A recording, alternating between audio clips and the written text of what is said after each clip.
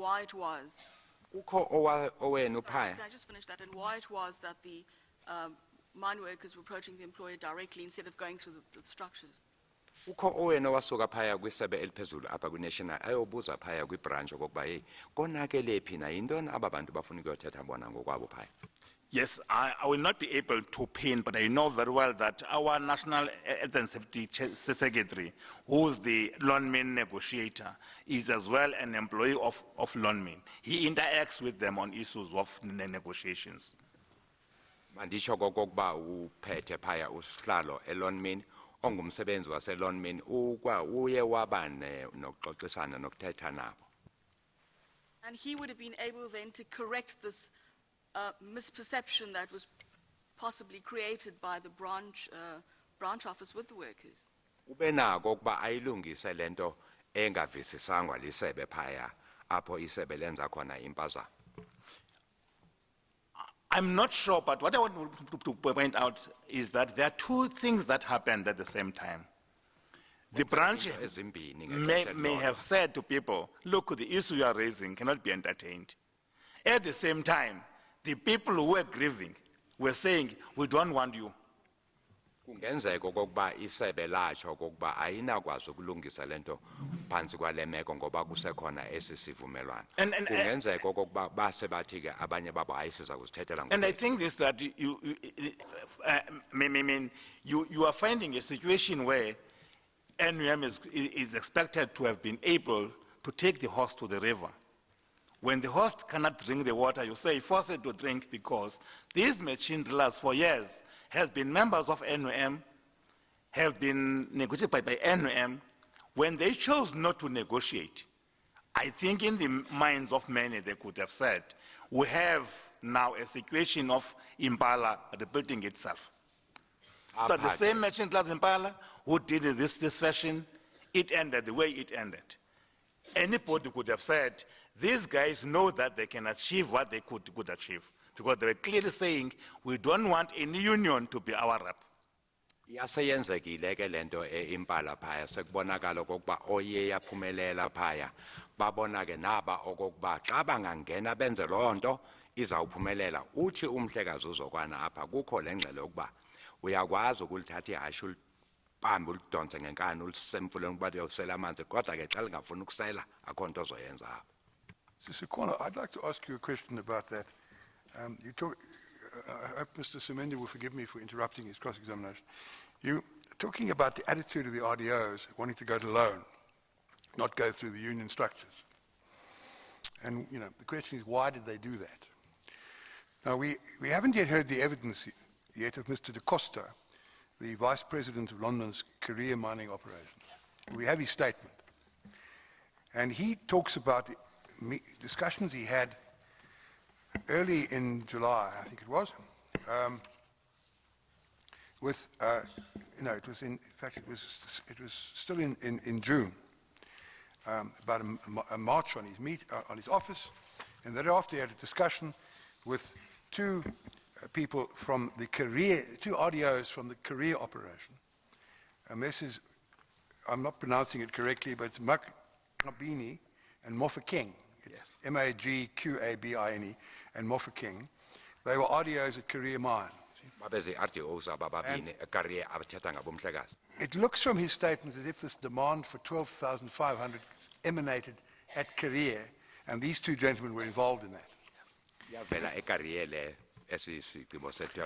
And Mr. Da Costa says he had a meeting with them on the 21st of June, as I read it, he raised with him the question of the procedure for negotiating salaries. And he said, this is paragraph 3.18 of his statement, that he told these two gentlemen there was a procedure for negotiating salaries and that the issue they were raising should be dealt with through the established central bargaining structures. They objected to dealing with the matter in this way because, so they told me, he said, they didn't want any union involvement in the matter. He then says this, I was slightly taken aback by their response. They went on to express the view that trade, and I'm quoting now, trade union involvement would only be appropriate if the issue raised was one which affected the entire workforce. They stated the issue they came to see me about affected only RDOs at Career, and for that reason, the union should not be involved. And then he goes on. Now, that appears to be the reason they put forward at the time for not wanting to involve the union. Uthi Mhlekazi apha kwi-meeting kwinhlangano yabakhona nge-21 zikaJuni kulo nyaka phakathi kwaba babini ababize ngamagama. Now, there's another aspect, however, and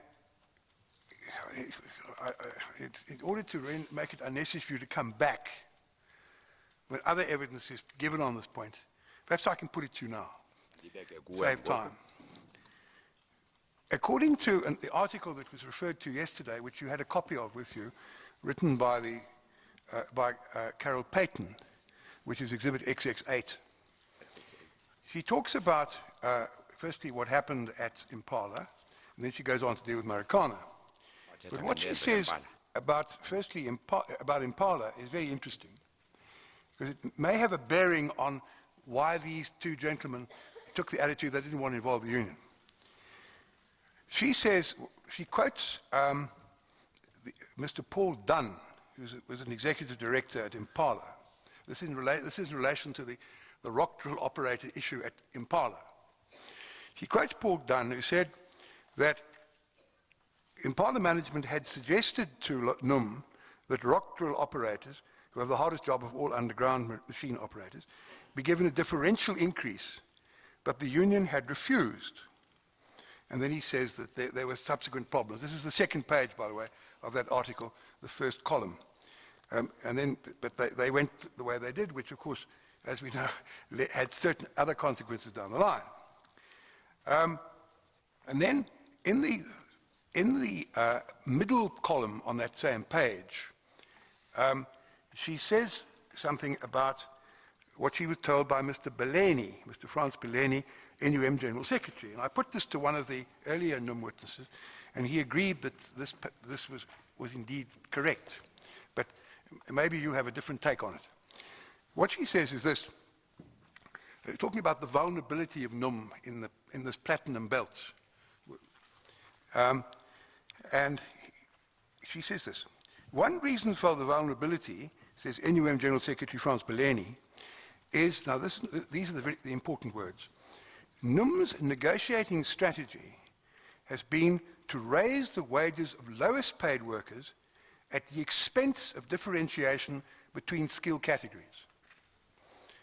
And then she goes on to deal with that further. Now,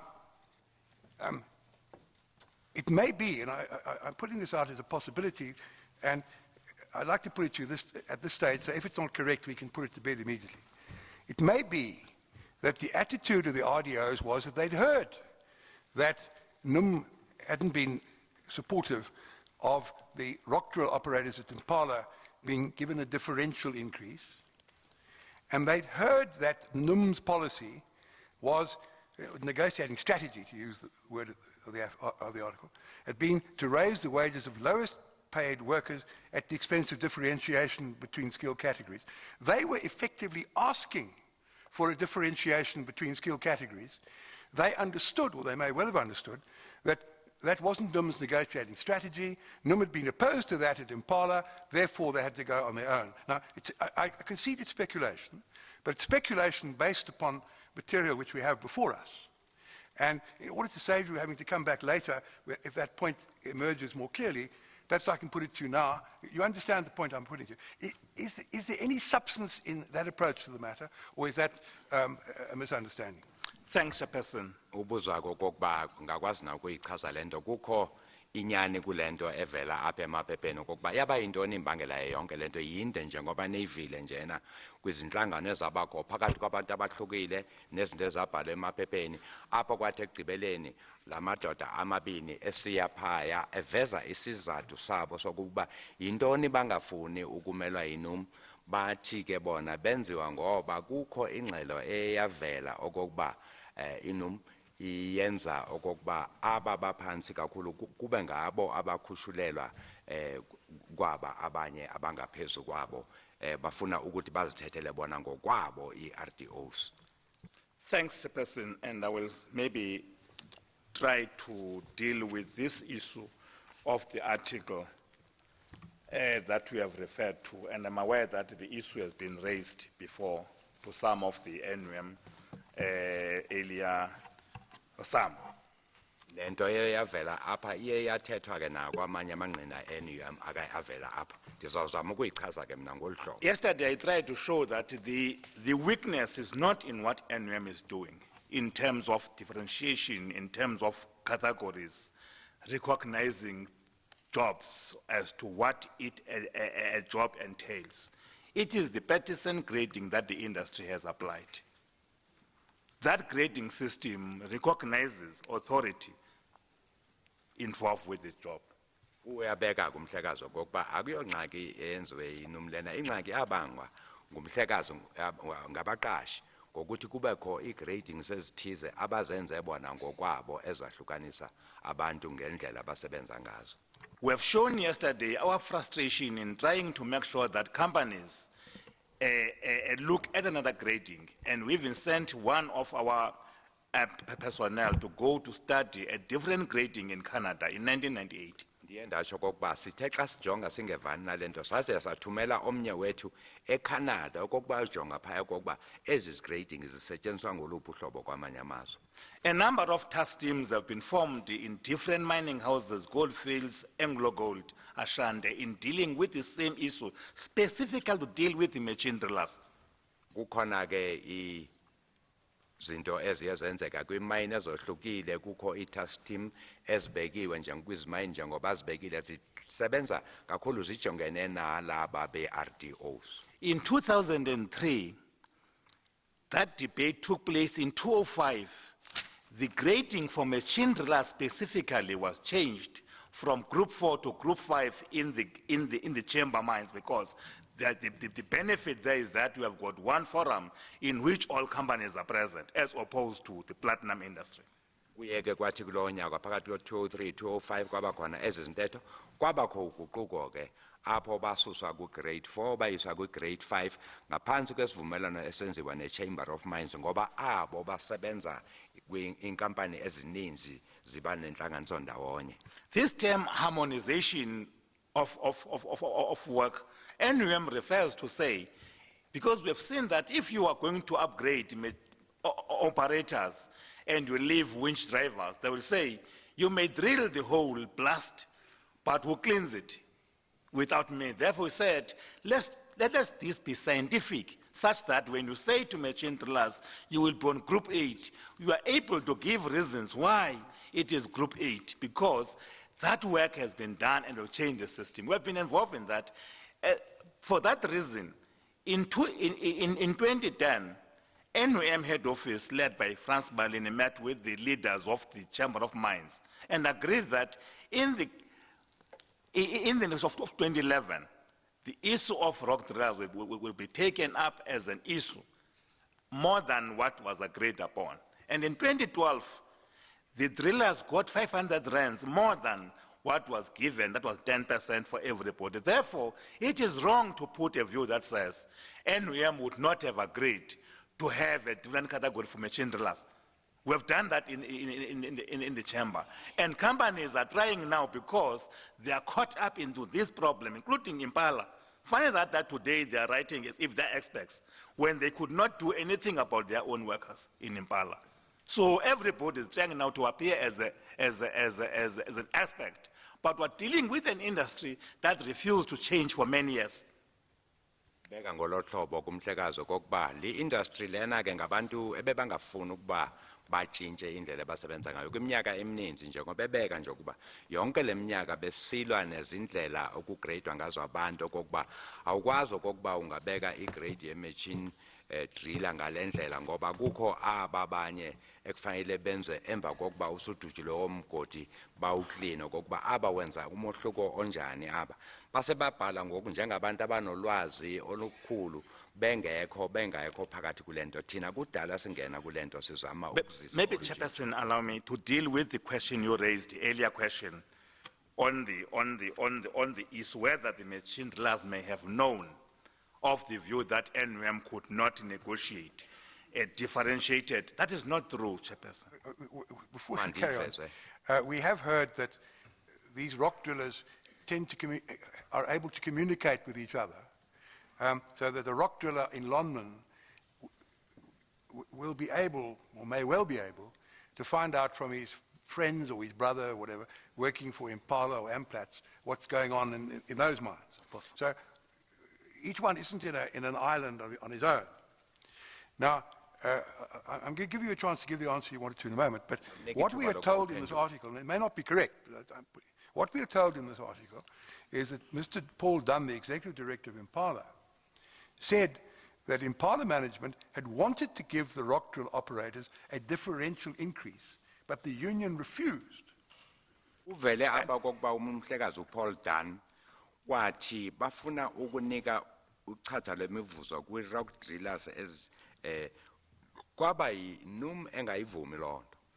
And you'll see the picture on that page of Mr. Dunn, and the wording underneath it is, NUM had refused to negotiate higher pay for rock drillers. Nangu evelile It's next to the apha name Paul uDunn. Dunn. Uthetha ngolo hlobo kokuba inum engavumelananga noluchatha le-RDOs. If that's true, then there is a strong possibility, to put it gently, that the Uyinyani London lonto. rock drill operators would have heard from their friends and relations at Impala that had been NUM's attitude. Now, the first question we've got to ask ourselves at this point, well, I have to ask you at this point, is it true that NUM refused to negotiate for a differential increase for rock drill operators at Impala because they were against this whole principle of differential increases? That's the first point we've got to grasp. And thereafter, the general policy, as explained by Mr. Belleni, allegedly explained by Mr. Belleni in the middle column on this page. I know it's a big, there are two topics you've got to deal with. They're probably quite big topics. I see it's 2 minutes to 11. Would you like to have a cup of tea first, gather your forces, and give us a comprehensive exposition on these 2 points, which seem to be quite important when we take on the tea adjournment? I have thought about these issues, Chairperson, because they've been raised. But I would agree with you that we take tea if the offer still stands. But not that I cannot answer now. I'm ready. Makuyetiyeni ngoku hayi okokuba andilungelanga ukuphendula ndingawuphendula noma nini. Well, Mr. Mayor, I've taken over your cross-examination, but I'm trying to get to the, I'm not suggesting you weren't, but I'm trying to get to the nub of the matter as it concerns Xolisa me. umhlekazi ngokuthi Is athathe relevant umsebenzi to the points kamhlekazi that you're uSiminya dealing uthi kodwa ndithatha umsebenzi wakho ndizama nje I take it ukucacisa you're not unduly ezi presumptive. zinto ngendlela endizibona Right, ngayo. we'll take the tea adjournment at this Elana stage. nami. Xesha letiye.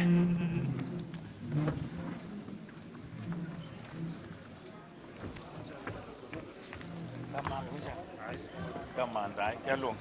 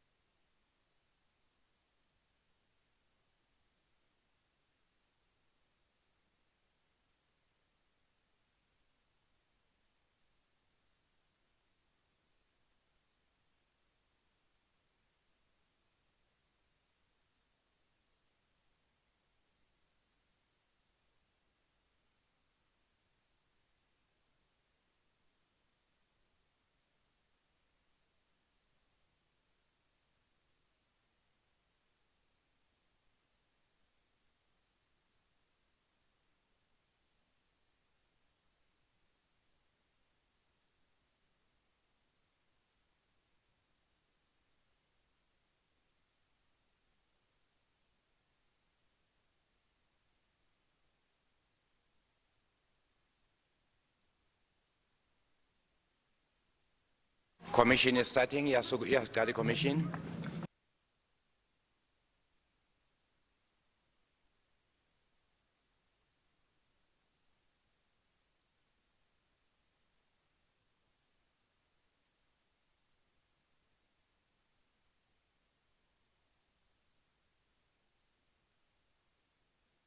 Mr. Sekwana, you're still under oath. Mr. Semenya, before you continue with your cross-examination, we must give Mr. Sekwana a chance to answer, and I think it may appropriately be quite a long answer, to the points that I put to him. Yes. Because they seemed to me to be relevant to the points we were busy with, but I thought if we put them in a different perspective, we might move forward quicker. Mr. Sekwana? Uzawunika incazelo umhlakazi uzokwana kule nto abebuzwa yena uCommissioner phambi koba siye etiyeni. Thanks, Chairperson, for the break also. Chairperson, I think the issue deals with the statement you have referred to and the implication, if this is true, it could have had in influencing machine drillers of loanmen to take a decision not to negotiate with trade unions. Masitshoke esi statement esabhalwa phaya mhlawumbe siso saba nemphumela yalento yenziwa rock drillers zaselonmini. Chairperson, I have had an interaction in relation to this issue with the senior negotiator in the company in question and other people who are participating. And my report is that no such an offer was made and NUM rejected it. What NUM demanded was that the company needs to look at what it termed harmonization of work and pay. The reason being that there has been a discrepancy that the company will maybe pay winch operators more than other operators. And that now and again you end up with people demanding more. So up to now there's been no proof that this assertion by Paul Dunn that they did, because I think that negotiations is a thoroughly engaged process. Uthi lento ethethwa ngumhlekazi uDan apha kufumanisa ukuba ayikho ayonyaniso. Whenever bethetha ngayo kokuba makungenziwa ke ukuba kohlukaniswa phaya kufumanisa ukuba i-winch operators sezifumana ngaphezulu kwabanye mayenziwe ngendlela lento. So what the point I'm putting is that when the company put an offer like that, it could have been reduced in writing so that NUMs would go and look at it and be able to respond likewise accordingly. Bendithi ke mina mbona uba umqashi bekufanele ukuba lento ayibhale phansi sizokwazi ukuba sikwazi ukuyijonga thina njenge-NUM sibe nempendulo esiza kuyinikeza apho sibonisa khona ezethu imbono. Such an attitude by our negotiators in Impala would not have been in accordance with our national view, as I have displayed what we have done within the other mining operations, especially in the gold and coal. Beyingeke ke yenzeke lento njengoba yenzeka phaya eMpala njengoba siye sayisebenza kweminye imigodi yamalahle neyezegolide. So my statement is that there's no truth in this. I hope that Paul Dunn will be able, one time or another, to put forward a clearer view as to this. But let me come to what I would term maybe. Khonyani ke kulento kaDan ndiyathemba kokuba uzawuza uPaul Dunn mhlambe kwamanye amaxesha akwazi ukuyibheka anike inkcazelo ngalento ayithetha apha. The fact that this demand emanated from a branch in which NUM. Sorry, before you move on to that, the other point, general point, before you get on to the detail, the other point is what's said about what Mr. Beleni said, that NUM's negotiating strategy has been to raise the wages of the lowest paid workers at the expense of differentiation between skill categories. Is that correct? Let me agree with the statement, but explain its meaning to the Commission. NUM adopted a strategy of dealing with the wage gap.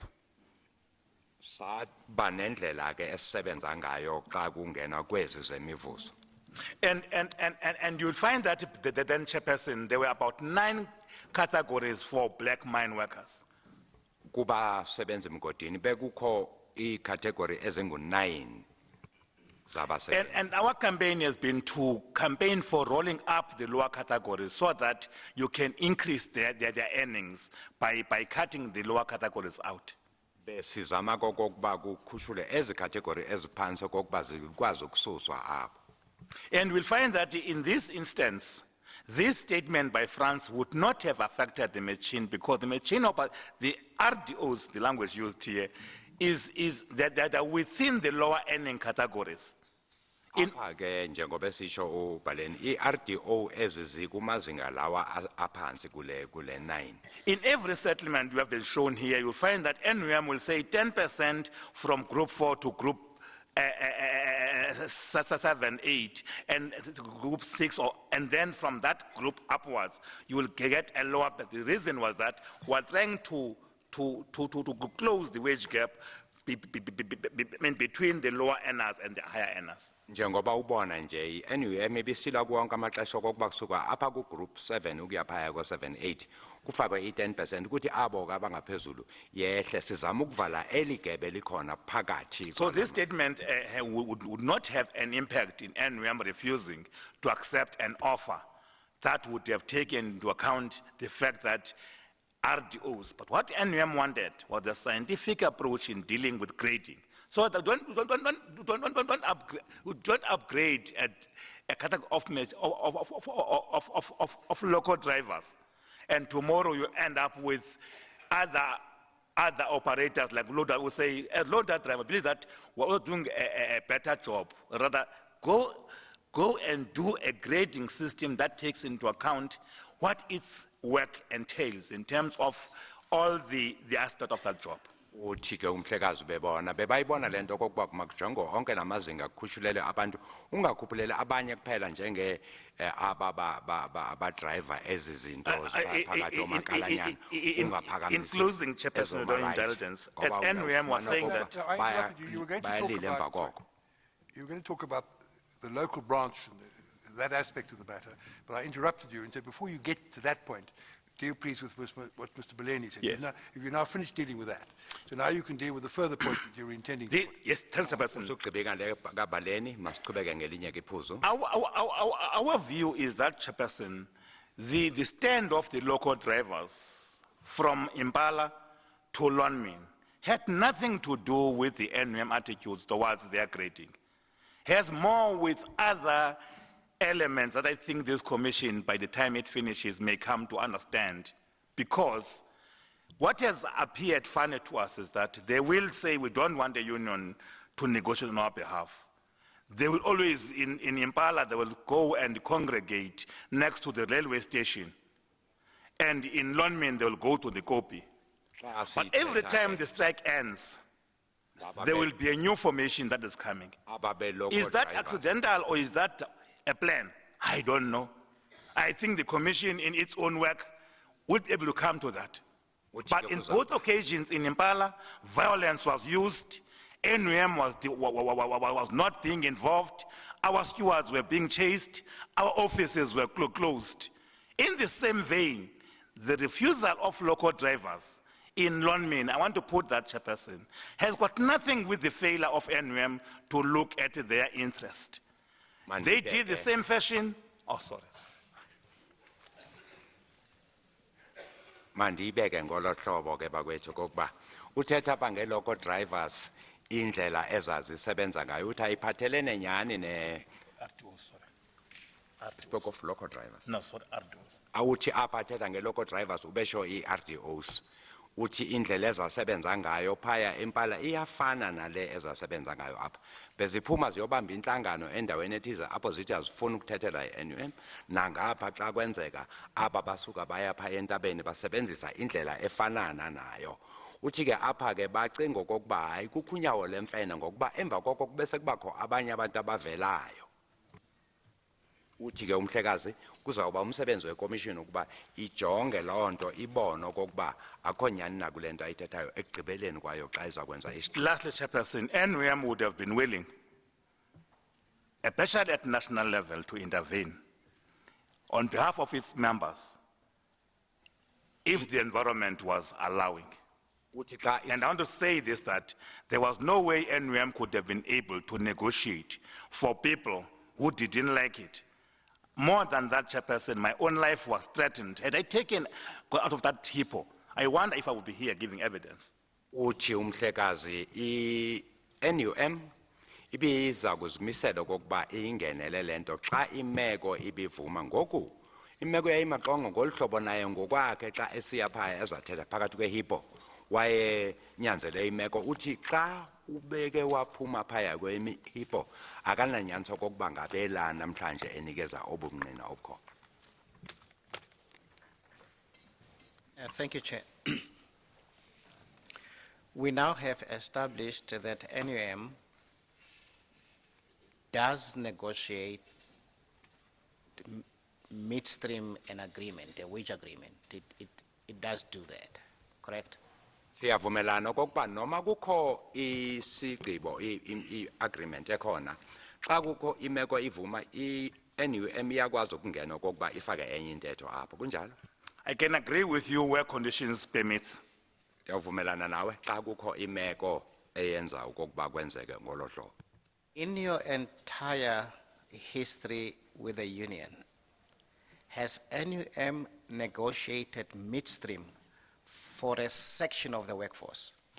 Kuke kwenzeka na kwi-history yakho ekusebenzeni kwakho ukuba i-NUM ingenele ithethele iqela elithize phakathi kusekhona isigqibo i-agreement ethize.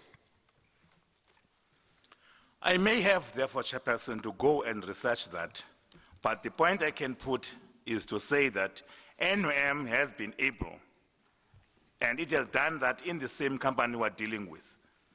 In 2005, an agreement was signed. When members called upon us to relook that agreement, we did. It is doable. Ike yenzeka lento. But I'm not able to give you, to say on this group we did, because I'm saying that to do that, I may have to go and research, and I haven't done that because I didn't know the question would arise. Njengoba yenzeka lento ngo-2005 kodwa ke andinakwazi ukuba ndithi kwangoku senza loku noku kule group nale group. Xa kunesidingo kuyawudinga uba hambe ndiyojonga. Let me recall that, Chairperson. I have shown Chairperson here that my answer maybe was not well thought. Chairperson, I've shown that in the middle of an agreement at the Chamber of Mines, NUM engaged the employers. And that agreement was effected last year in October, giving machine operators or RDOs an amount of 500 rands. It is doable, sir. We have done it, Councillor Semenya. Iyenzeka loo nto mhlekazi Siminya njengoba ike yenzeka phaya ke ku-Chamber of Mines kulo nyaka gqithileyo sike saba nentetho eyayiphathelene ne-RDOs zalapho ngo-Oktoba bayifumane 500 rand. My question is very specific. Uzowami ucacile mfo kapha. I'm not discussing matters where there is a general discussion, negotiations relating to the entire workforce. I'm saying there is an agreement. Within the life of that agreement, there is a legitimate claim by a section of the workforce. Yes. Do you recall ever NUM going to negotiate for that section to the exclusion of the other section of the workforce? Thanks. Umbuzo yilowo ke. Thanks. I'm sorry for maybe I didn't understand your question well. Andikuvanga kakuhle. I was not trying to evade your question. My answer to you is that when NUM engaged the chamber, that led to the 500 rands. It was specifically to deal with machine drillers because there was a number of grumblings within the industry around only machine operators, RDOs. Apha ke kwatholakala khona u-500 rand kwakusisikhalo nje esasivela kwicela elithize i-RDOs sangenelela ke kusekho isivumelano sasikhoyo ngelo xesha kwabakho isivumelano sokuba bafumane i-500 rand ngaphezulu. Do I understand you to answer, Mr. Semenya, as follows? Yes, there is an instance where mid-term we negotiated an increase, not for the whole workforce, but for a particular category of workers. Yes, Chairperson, and I said that it was for RDOs only. That's the answer that he wants. Impendulo ke kumhlekazi uSpingi ba ayenzeka lento sayenza kwi-RDOs. All right. When you were going to the copy on the 15th, there was no part of you that wanted to send the message to the RDOs that said, go back to work, we recognize your demand, we will engage the employer around it, and then report back to you. Xa usiya phaya ekopini nge-15 yayingekho kuwe le nto kokuba ndiyawuthetha naba bantu phaya ndibacela ukuba hayi madoda phindelani empangelweni ndiyasiva isikhalo senu sizawusithatha siye kumqeshi sizawubuya nengxelo. It was not part of your approach. Kwakungeyona indlela wayebeka ngayo le nto phaa kubo. That would be wrong, Mr. Semenya, to say. Izawuba wrong loo nto uba ndiyithethe ngolo hlobo. Our approach, as debated during the morning session, was to find a solution. Xa sithetha phaya kusasa ngaloo mini kwakuzinzame zokokuba sifumane isisombululo kule nto. A solution is to appeal to those on strike to desist from using violence against others and killing Vumelana others. ukuba siyawucela aba bantu babephethe izixhobo kokuba makungabi khona dushe kule nto. To do that, you have to give them an assurance that you will take up the issues that they are raising. Ukuze wenje njalo kufanele ubanikeze isithembiso sokuba uza kuziqhubela phambili izikhalazo zabo. When we went to the copy to answer your question, Penduleni umbuzo wakho. it was to appeal on the people to go back to work, and as a union, saying that all the issues we have tabled here, that has put you here, will be dealt with by relevant structures that negotiates. I made that undertaking. Ndiye ndasenza eso sithembiso kokuba mabazibeke phansi kubuyele empangelweni ke yonke izikhalazo zabo sizivile siza kuzibeka ngaphambili njengoba besitsho. But clearly, Lonmin was not armed, so you could have engaged Lonmin before you go to the copy and say, Lonmin, let's resolve this complaint that's on the mountain. I know I don't have a mandate. I'll go get my mandate. Wawungaya kulonmini yayingaxhomanga ilonmini wawungaya kuthi madoda jongana apha masizame ukusombulula lento ndizawuya kwaba bantu entabeni ndithethe nabo masivumelane ngoku noku. Our approach as a union was to win those people, to agree first that they will allow negotiation to take place, because our view was that it would not have helped us to go and say to Lonmin, put up an offer to people you are not going to be able to talk to. The question would be from them, who mandated you to talk on our behalf? Kwakungencede ukuba siye kulonmini ukuba hayi jongana apha bekani uqhatho olungaka sikwazi ukuba siyothetha nalo sibaxelele bebaza kusibuza ukuba benithunywa ngubani.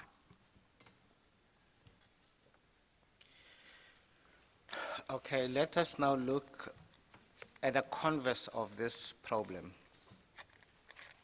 Masijongeke kwelinye icala le nto. It seems to me that you accept that as far as Lonmin was concerned, it did appreciate that its RDOs were underpaid. Uthi ilonmin ibivuma ibiyazi into yokuba i-RDOs zabo azifumani umvuzo ofanele.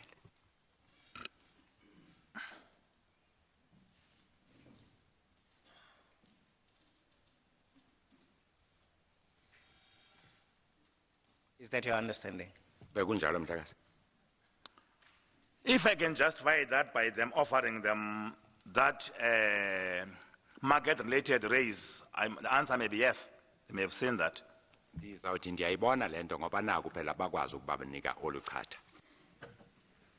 And it too would have appreciated the consequences following the Impala unrest. Correct? Ndithi nabo bebayibona le nto emva kwento eyenzeke phaya eImpala. It may be the case, I'm not sure. Kungenzeka ukuba kunjalo kodwa andinanyanza. Now speaking openly. I'm afraid the reason Lonmin gave this offer, the reason they gave, they were saying that they are giving this offer as a market-related bonus to their own employees. They didn't say they do it because of Impala. I'm afraid to put that as what they said. Andinakuyibeka ngenye indlela abakwalonmini bathi banika olu chatha lwemivuzo ngesizathu semeko yomnotho ngelo xesha. Walk with me, Mr. Zokwana. I'm not saying it is because of it. I'm saying we can accept that they were aware of it. Into endiyithethayo nje okokuba babeyibona nabo le nto okokuba mincinci le mvuzo. I have answered that by saying that if we justify that view by the fact that they made an offer, yes, I can say yes, it could have been. Ndizawuthi ewe ngoba naku phela bayikhupha olo xeshanyana babanika. And I'm sure for Lonmin, they would not have labored under a misapprehension which your local NUM suffered, that the agreement is binding and cannot be amended. Ngokubona kwami ke iLonmin ibingeke icinge njengesebe elilakho phaya eyayithi asikwazi ukuthetha ngale nto ngoba kukho isivumelwano esibophayo kwangoku. I am not sure, sir, on that. I'm afraid to giving an answer would be to think for Lonmin. Apho njobe ndicingela iLonmin nyani xa ndingaphendula andazi. Accepting that to be a supposition, you would have then expected Lonmin to say, you know what, there is this complaint of the RDOs. We have an agreement for 2 years. NUM, can we reopen negotiations on this to answer to this demand? Bona ke iLonmin ibiza ukuthi kuni xa beniyile ukuthi hayi sibona apha sibona kukho isivumelwano esikhona seminyaka emibini. Kodwa ke imeko ngoku inyanzela ukuba maseyivule le nto sikwazi ukuthetha ukuze kusonjulule le mbambano ekhona. Correct? Kunjalo. Lonmin never called NUM to a meeting to deal with the wages. Ayizange sibize iLonmin. So I'm not, I would like to be honest to say this, that I cannot think what Lonmin could have done. The point I know is that Lonmin never invited NUM for negotiations. And even if they did, Councillor Semenya, I don't understand how NUM could have been able to force people who didn't want to listen to it to take a mandate from. I put here that in the course of negotiations, it is a process of getting a mandate, giving a feedback, looking for fallback positions, looking for settlements areas. You do that only for people who are willing to be your client. You can't just force people to say, yeah, guys, please come here, man. Nonetheless, come and want to stand for you.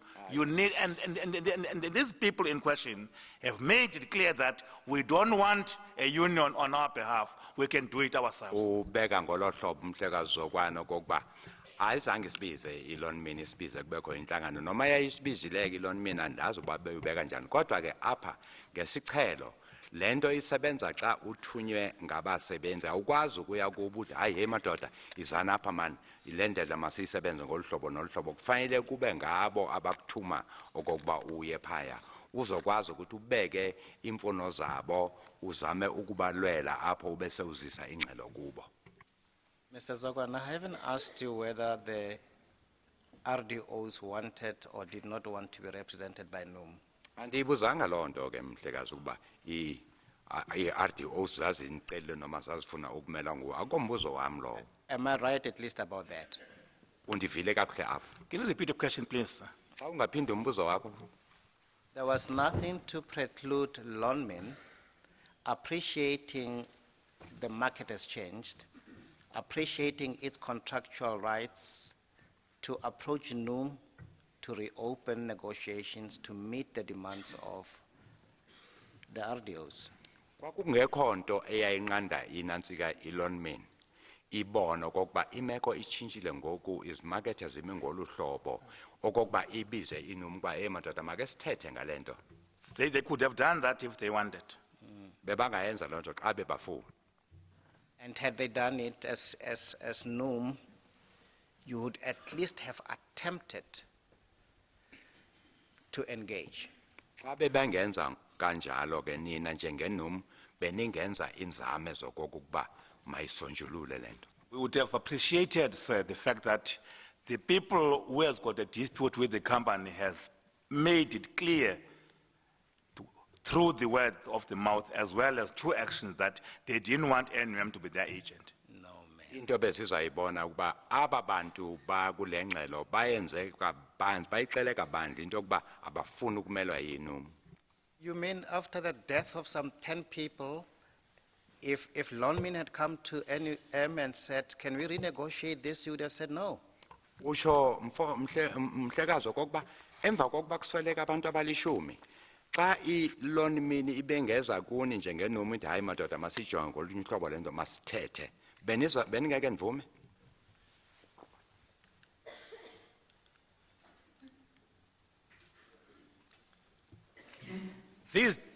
Some of these 10 people you refer to, sir, 6 of them are NUM local leaders. Aba bantu thetha ngabo abangu 10 sithandathu sabo zi-leaders And we're appreciating the very sensitive environment that situation was in. siyayibona ke ukuba imeko yayimaxongo ngolubuhlobo. Obviously, if we were called upon to negotiate, we would have been hampered by the fact that we cannot give feedback. Noma besingabizwa kokuba sibe nentetho naba ingxaki besiyokuba inayo ukuba besingakwazi ukuba sibuyisele ingxelo emva. What could have been better maybe was for Lonmin maybe to see other means, if there were any, of interacting with the people, because NUM at that moment, our local leaders and negotiators, I don't believe that any of them could have gone next to the copy and come alive. Ndibona bekuba bhetele okokuba iLonmin ibe ngiyo ethatha ezo zinyathelo yena ngokwayo ngoba abaholi bombutho wethu phaya bekungekho mntu bezokwazi okokuba abe nongenelo kulento ngelo xesha. But as a seasoned unionist, you are in agreement with me that the legal framework that we have in this country is adequate to resolve industrial disputes. Kodwa ke njengo-unionist enamava gqitha uyayazi ukuba imithetho ekhona apha kulelizwe kokuba mazisonjululwe ngaphandle ngqushu imbambano I zemsebenzi. agree with you there. Vumelana nawo apho. It does not require the police to intervene, am I right? Ayidingi okokuba kuze kungenele isipolisa apho kunjalo. At the time in question, sir, maybe Chairperson, allow me to expand on this question rather than to say yes. Undivumele mhlekazi chairperson uba ndichaze lento ndingathi nje ewe noma. From the 12th onwards, in my view, the situation was less of a labor relations matter. It was more of a security matter because people were embarking on violence, killing others, threatening to burn property. You cannot call trade unionists in such an environment and say, please come here, guys, because not trained in that field, or we capacitated, or appointed by law to do those things. Mandithi ke kusuka nge-12 mhlekazi ukuya phambelini imeko yamaxongo ngoluhlobo kokuba kwasekudingeka abantu abaqeqeshelwe okokuba benze lowo msebenzi. Thina kasinalo oloqeqesho wawungakumele okokuba abantu be-union kuba ngabo abasinalo oloqeqesho thina. Because we're going to ask the commission at the end that one of the recommendations or findings that must be made is that it is the rigidity of both labor and capital to formations instead of resolving a palpable problem that's in their hands. Sizawuthi ke thina ekugqibeleni kwalento senze ku-commission okokuba yenze ingxelo yokokuba umqashi nabo bonke aba basebenzi ababa imbangela yalento ngokuba bangafuni ukuba bavumelane ngezinto ezifanele ukuba bavumelane ngazo. Should I comment on that? Yes. Pendula apho ewe. I think as a union will prove and be able to explain that negotiations can only take place in an environment that is peaceful, where parties are able to get a mandate and seek a remandating, where parties can be able to exchange ideas without threat to life. I don't think that NUM was expected to be a breaker of a situation where lawlessness has prevailed and lives have been lost. I think that people trained for such situations. Uthi mhlekazi thina ke njenge-union sizawubonisa okokuba imeko yayingolu hlobo okokuba thina njengabantu be-union besingenako ukuba singenele apho noma imithetho isitsho kwase kudingeka apha abantu ngoba kwase kugcwele izohlakalo zolwaphulo mthetho sokusweleke abantu kwatshiswa konakaliswa izindawo zabantu kwase kudingeka abantu abanoqeqesho lokujongana nemeko ezinjengezo. What makes the situation worse, Senior Counsel, is that NUM leaders were targeted for murdering. So it was difficult for NUM to say, in that scenario, you can intervene. Let's suppose that, that workers in general were angry, but still recognizing NUM as their agent. I think in that case, NUM could have played a role. But in this case, NUM leaders were regarded as part of the problem. I don't understand then how could we engaged in the scenario you are proposing? Mandithi ke apha thina be NUM mbutho lwe NUM bungakwazi okokuba ungenele xa aba bantu bebaqhankqalaza bebasawujonga njengabaholi babo kodwa ke apha kwase kubonakala abaholi be-UDM be-NUM be-union bengabanye baba bantu abayimbangela yayo yonke lento yayenzeka phaya hayi i-UDM njengoba ndisisho i-NUM. And we'll also argue that both labor and capital acting responsibly would preempt this lawlessness that you're talking about. Uyavumelana nami xa ndithi uma umqeshi nabameli babasebenzi bebasebenza ngendlela bezonqandeka beyingeke bekhona lento yolwaphulo mthetho. I disagree with that assumptions Ndivumelani nalo on the part of NUM. apha kwicala le NUM. Now let's talk about the strikers. I think you describe them as, in your whole life, never having seen a group of people armed the way they were.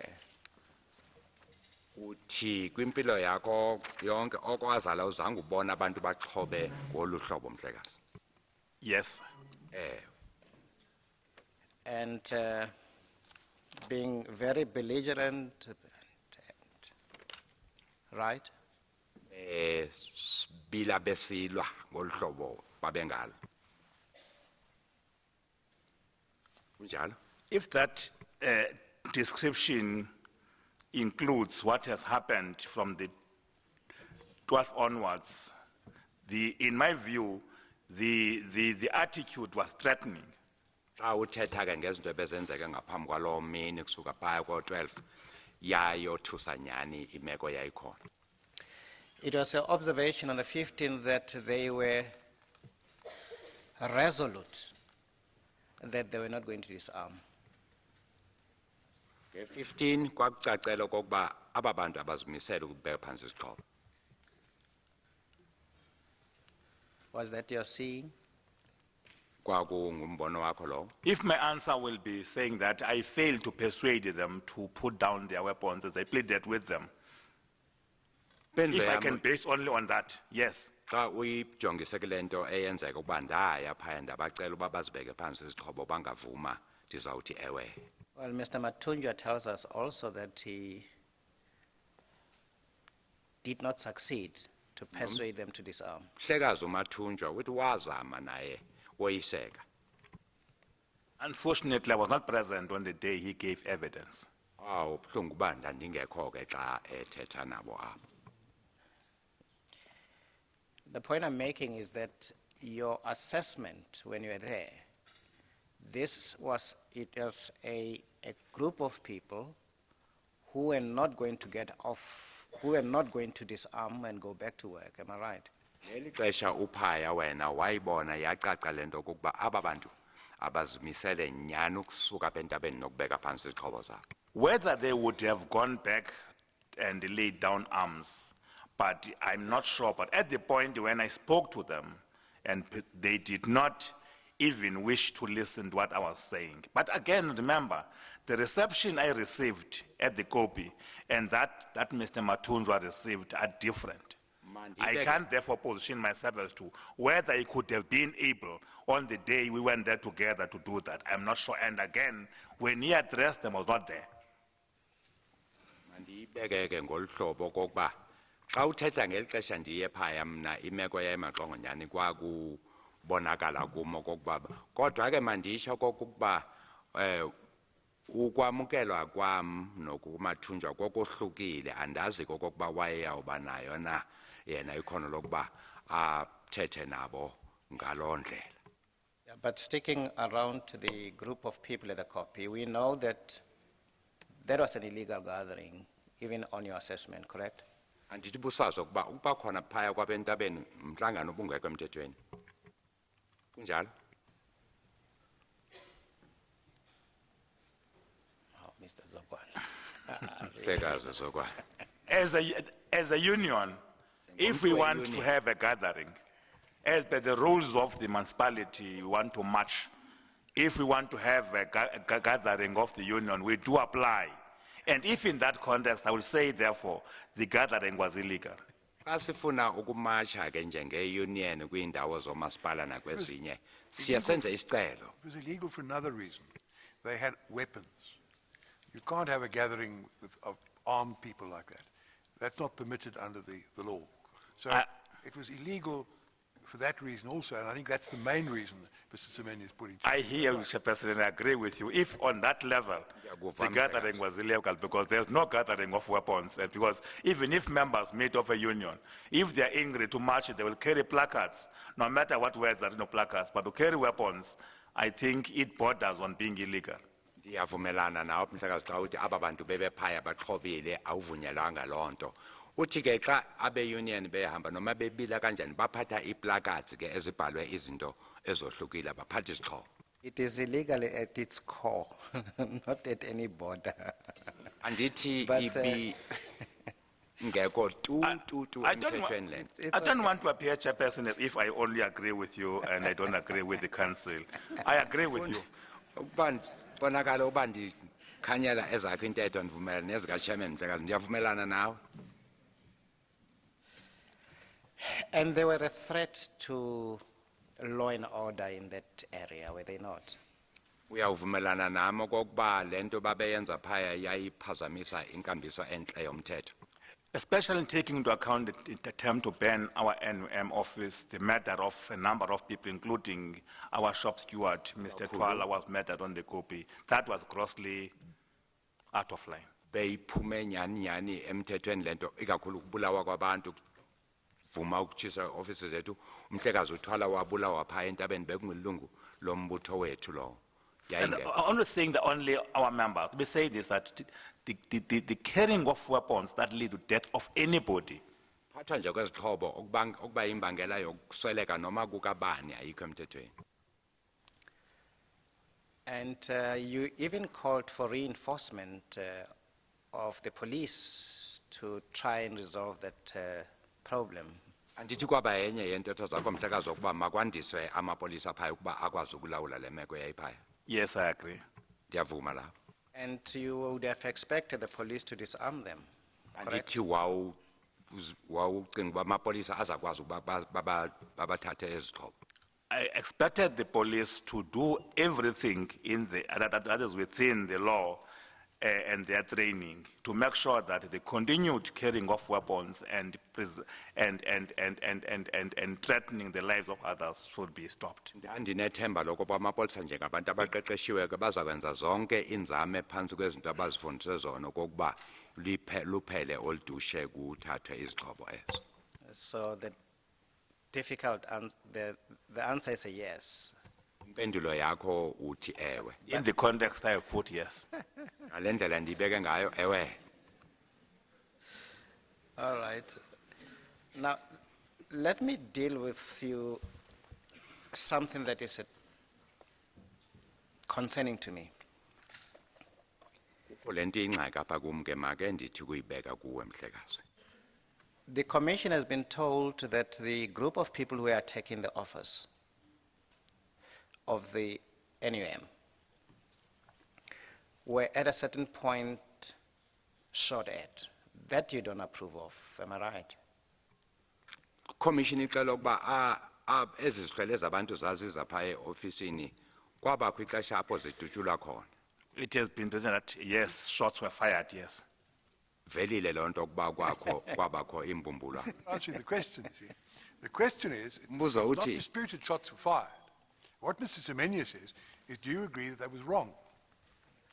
Umhlekazi uSiminya uthi hayi uyayazi le nto ukuba kwadutshulwa. Ubuza kuwo okokuba uyavuma na ukuba irongo loo nto. Into engalunganga le yenzeka.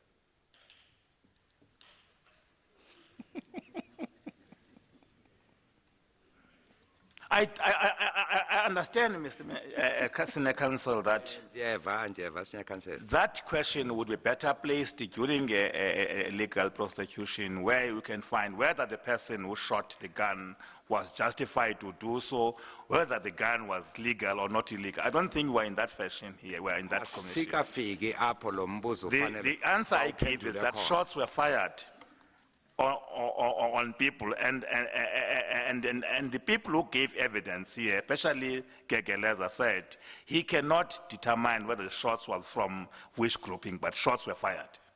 Uthi ke umuntu owanikeza umnqina apha ugegeleza uyawavuma okokuba kwabakho imbumbulo ezidutshulayo kodwa zazivelaphi akanalo lwazi. Uthi ke umhlekazi uzokwana lo mbuzo uzokwazi ukuphendula ekhotho yamatyala apho lo bekwityala lokuba wadubula ezawuveza khona okokuba kwenzeka ntoni lo mpu semthethweni na wayedubula kwenzeke ntoni wayezikhusela noma wayekhusela abanye noma kanjani into enjengaleyo. A firing of shots at people is not what NUM would condone, am I right? Inum ayinawuvumelana nokuba kujongiswe umpu dutshule umuntu. NUM would not encourage any sort of that, but NUM would understand if its people believe that they are under threat to their lives and our office under threat, that they will, at the spark of the moment, decide to take a stand. As I've said that as an NUM, we believe that those people in that circumstances found themselves and we don't condemn what they did. Mr. Kwana, sorry, I suppose we let the interpret it first, and I want to put something to you. Thank you, Mr. Chairperson. Uthi umhlekazi uzokwana njengenum ke siyavuma apho kodwa ke ndizawuthi asinawusho okokuba kwakwenzeke ntoni phaya. Aba bantu bethu babe phaya ngabo banokubona benze isigqibo sokuba benze ntoni ngaleyo nto ngemeko ebabejongene nayo. Mr. Setlelele, in his evidence, said that he wasn't present when this incident took place, but when he got to the office after it had happened, he received a report of what had taken place, and in paragraph 21 of his statement, which is Exhibit YY1, he said this: "At the office, I was further briefed on the confrontation. In the course of this, I was told that some shots had been fired by NUM members, and that a couple of the attacking strikers may have been injured as a result." Beke ngolo hlobo kusitelela ukuba bengekho eofisini angelo mina ngalo xesha kodwa uthe xa efika ofumana ke ingxelo ukuba bekwenzeka ntoni apho wayitsho nokokuba kukho imbumbulo ezadutshulwa ngamalungu enum kwaba bantu kwabakho abantu abonzakele.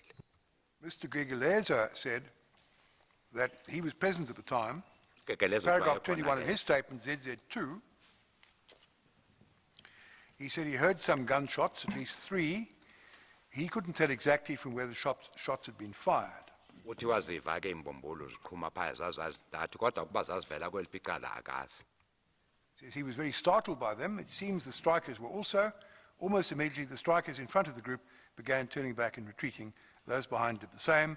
Very quickly, the strikers in front of us were dispersing. Uthi aba baqhankqalazi babela phambi kwabo ngelo xesha wabona bejika bephenduka babaleka.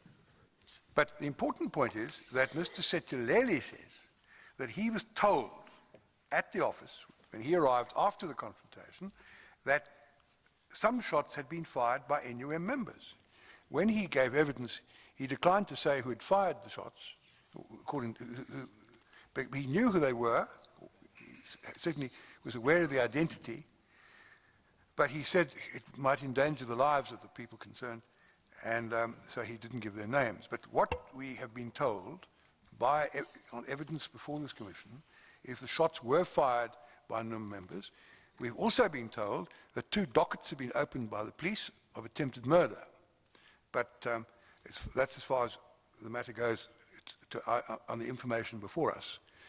But I think we must accept, at least at this stage, that the information is, all the indications are, that the shots were fired by NUM members. 2 people were injured, that there are 2 dockets of attempted murder which have been opened. It's in the light of that Mr. Semenya asks the question. Perhaps he should repeat it so we can, to enable you to deal with it comprehensively. Umhlekazi uSiminya abuze imibuzo. Incazelo esinikezwa ngumgcinisihlalo lapha kuba lamangqina amabili ugageleza nalani indoda bayiveza lento kuba kwimbumbulu ezadutshu lapho saze sasintathu kwenzakala abantu lomnye ke uthi ke yena uyazi okokuba ngobani abadubula apho xa ebuzwa apha uthi akanoveza amagama abo ngokuba ngathi abeke impilo zabo engcephekweni. Kuvelile nokuba kukwiithokethi ezimbini ezivuliwe apha aba bantu babekwe khona amatyala azawuvela emva kwexesha. Siyamukeleke okokuba ezi mbumbulu zadutyulwa ngamalungu ombutho.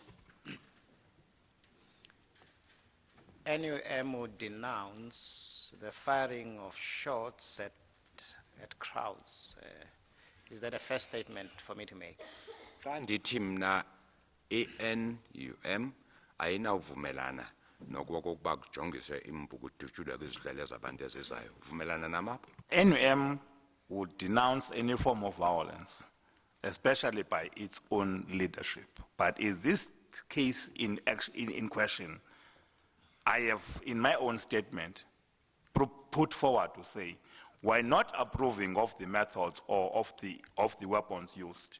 We understood the fact that the branch committee at that moment had to defend their own union and their lives.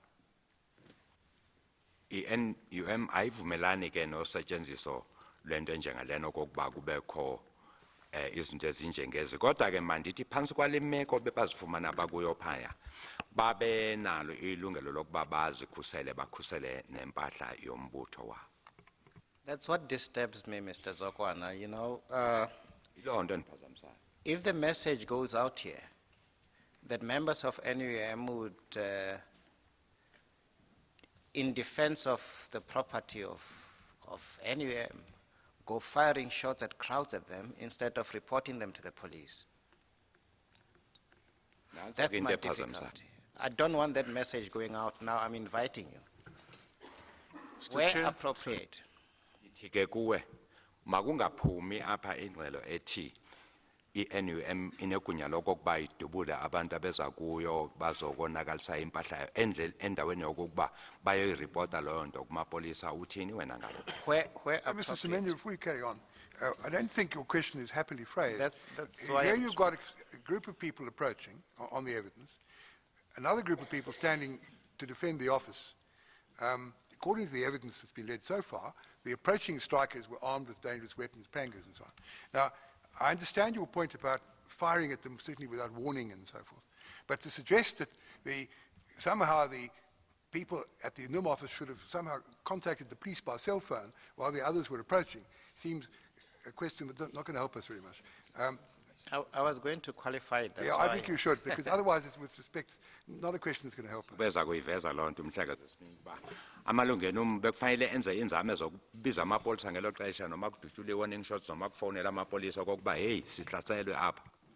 Thanks for that, Chairperson. I want to put this that. No, let me put the question. Mandibuze umbuzo kuqala. Rephrase his question first. All right. So thank him when he's rephrased it. Don't thank me. All right, Chairperson.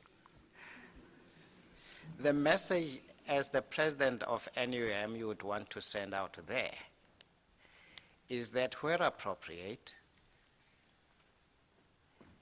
you would advise the police rather to be contacted than for members to take the action as has happened, perhaps this time justified.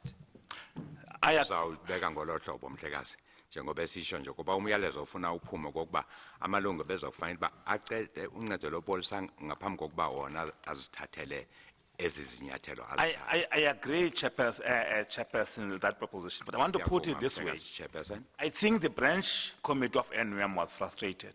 Mandithi ibranch isebe lapha yana lazifumana A lisenxa. mine security personnel arrives and says, look guys, a group of people is marching to your office. They are about to burn it down Ufika uthi hey kukho and they may iqela kill labantu you. liza lapha lizobula Instead of him saying, we're making a point that Ingahlele we're going to nibulale. get reinforcement and prevent the office, he leaves them to say, run. I mean, I don't think that they were given an option. In a Uthi- normal situation, such a person, as NUM will never encourage people taking the law unto themselves. As a reason of that, I think in the course of the commission, even with events of murders being against NUM, I wonder if they will find a place where NUM armed the people beyond the date in question to go back and retaliate or do anything like that. It's not the way we work. We respect the law of this country.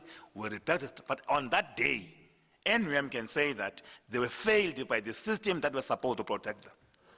ubeka ngolo hlobo kokokuba ingxaki nyani yaba apha kwabomthetho bayafika ababomthetho nogada bafika phaya bathi hey kukho ingxaki enjeka lena naka lamadoda eza apha zonihlasela phumani nibaleke awatsho kokuba siyawulanda abanye abazokunikhusela ayasuka yahamba nabo abashiya bebodwa imeko kabazifumana baphansi kwayo yayinyanzelo kokuba kubokho into abayenzayo kodwa ke thina njenge-NUM sithi khuthazi izenzo ezinjengezo akukho apho kwake kwavela nokuyovela khona kokuba i-NUM ixhobisa abantu bayo kokuba benze izinto ezinjengezi. The answer, therefore, Chairperson, to your question is NUM have made it clear to all that we don't engage in violence.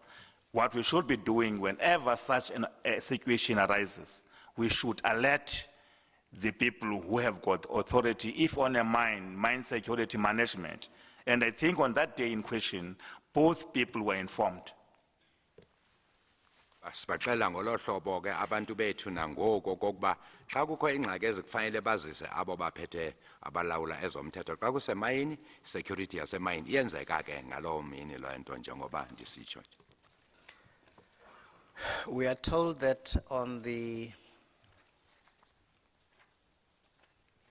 10th, I think it is, NUM officials had assembled all dangerous weapons in the NUM offices, pangas, etc. That is not to be condoned, Mr. President, am I right?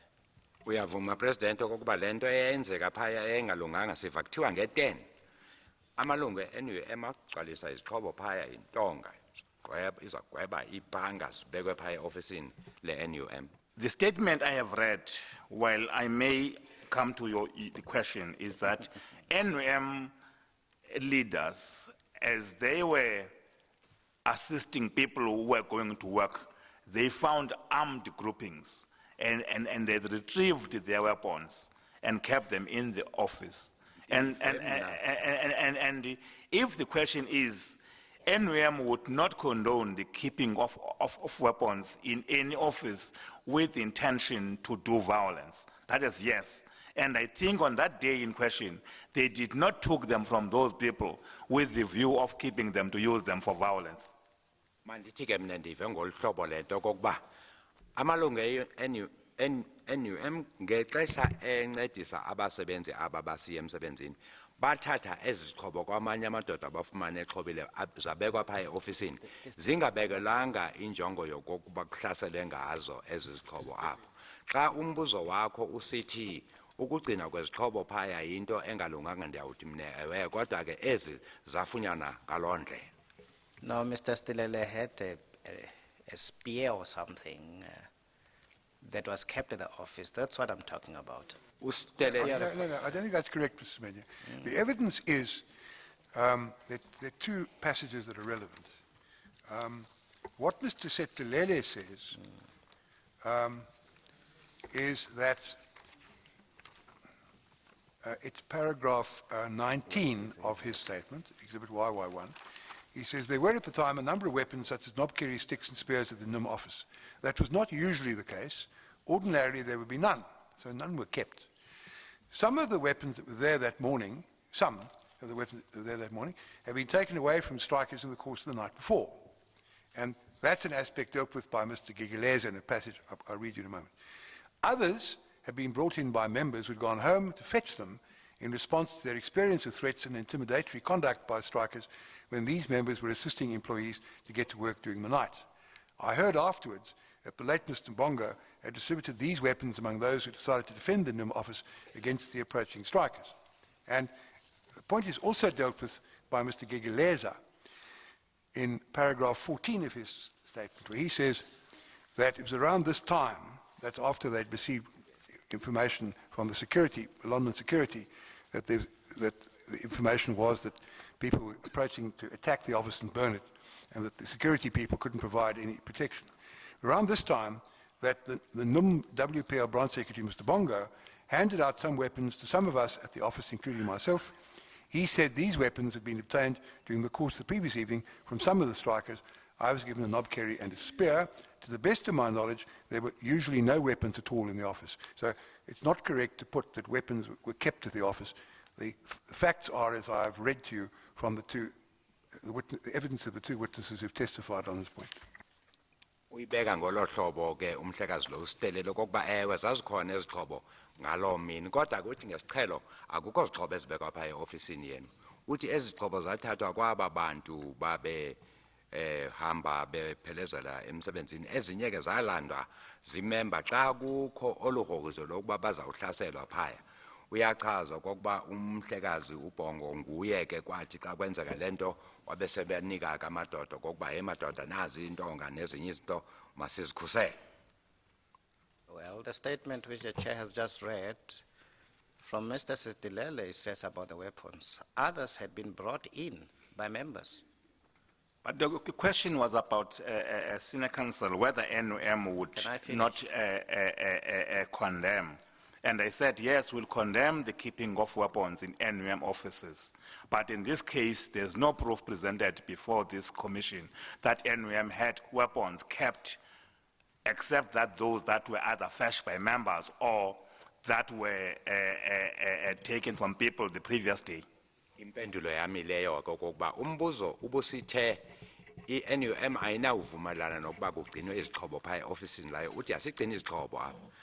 Apha ke kuvela okokuba ezixhobo zathathwa kwaba bantu ezinye zalandwa ngeli xesha sekukho le nto hayi okokuba kugcinwa izixhobo zihlale zikhona apho eofisini lombutho.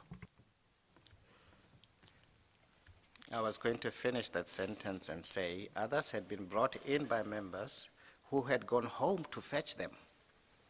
In Okay, response to kuthiwa. their experience of threats and intimidatory conduct by strikers when these members were assisting employees to get to work during the night. So they had deliberately gone out, fetched weapons, came to the offices in anticipation of what may be possible trouble to them. Apha ke uthi usitelele zalandwa ezi zixhobo ezinye zilanda ngamalungu phambi kwale mini zilandelwa okokuba sekuvakele okokuba kuzawubakho into enjengale yohlaselo bahamba apho eofisini basiya emakhaya balanda izixhobo zabo emakhaya.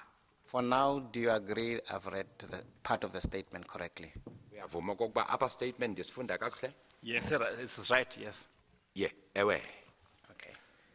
Now, when you say these members were failed by the security, you're not referring to the South African police, are you? Xa usithi ngabagcini bomthetho abafeyila lezi member awutsho iSAPS. You're referring to the security of the mine who said they will not be able to protect the office. Uthetha ngesecurity yasemayini eyathi yona ayinakwazi ukukhusela ioffice.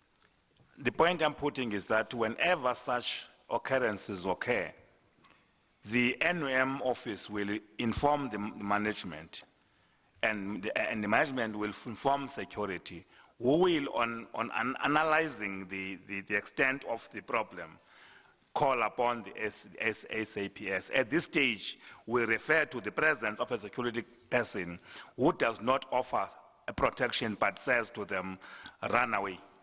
Apha ndithetha ngale security officer eyathi kubo asinakwazi ukukhusela ioffice madoda phumani nibaleke. Ngesiqhelo ke xa kukho imeko enjengalena amalungu axelela imanagement ibe ngabo abaxelela isecurity xa kukho isidingo bese ke ixelela abase SAPS apha ndithetha ngo-security le yasemai. In evidence in chief, I heard you say, and please, if I'm wrong, just tell me. I heard you say that you spoke to General Mbombo, who told you that they do not have enough personnel. Uzandicorrecte xa uba ndenza iphutha apha uthe wathetha noGeneral Mbombo owathi kuwe abanawo amalungu naleyo okokuba angakwazi ukunikhusela phaya. I said I spoke with a provincial official at the offices of the SAPS, and the response thereof was not satisfactory, that they will be able to act accordingly. I didn't mention the name of any person. Andizange ndiveze igama lomntu ndathetha ne-provincial officer phaya eyandinika impendulo engenelisiyo okokuba bazokwazi ukuba bakhusele ii-offices zethu. Andizange ndibize ibizo layo. Okay, do you know that official? Uyamazi lo official. I'm sorry, I can't remember. Ndiyaxolisa ndisakhumbula ukuba ngubani. All right. My last question, President, is this.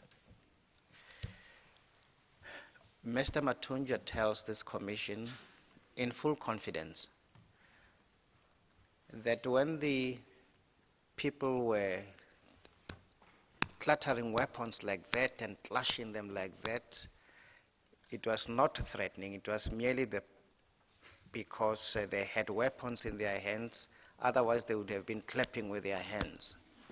Ubeka ngolo hlobo ke umfo kaMathunja apha and uyibeka lento uthi hayi inyaniso epheleleyo lena uthi aba bantu xa bebethanisa izixhobo ngolu hlobo akuyona into eyothusayo leyo uthi xa bebangaphathanga izixhobo bazawubetha ngezandla ukwenza okokuba kubekho i-rhythm.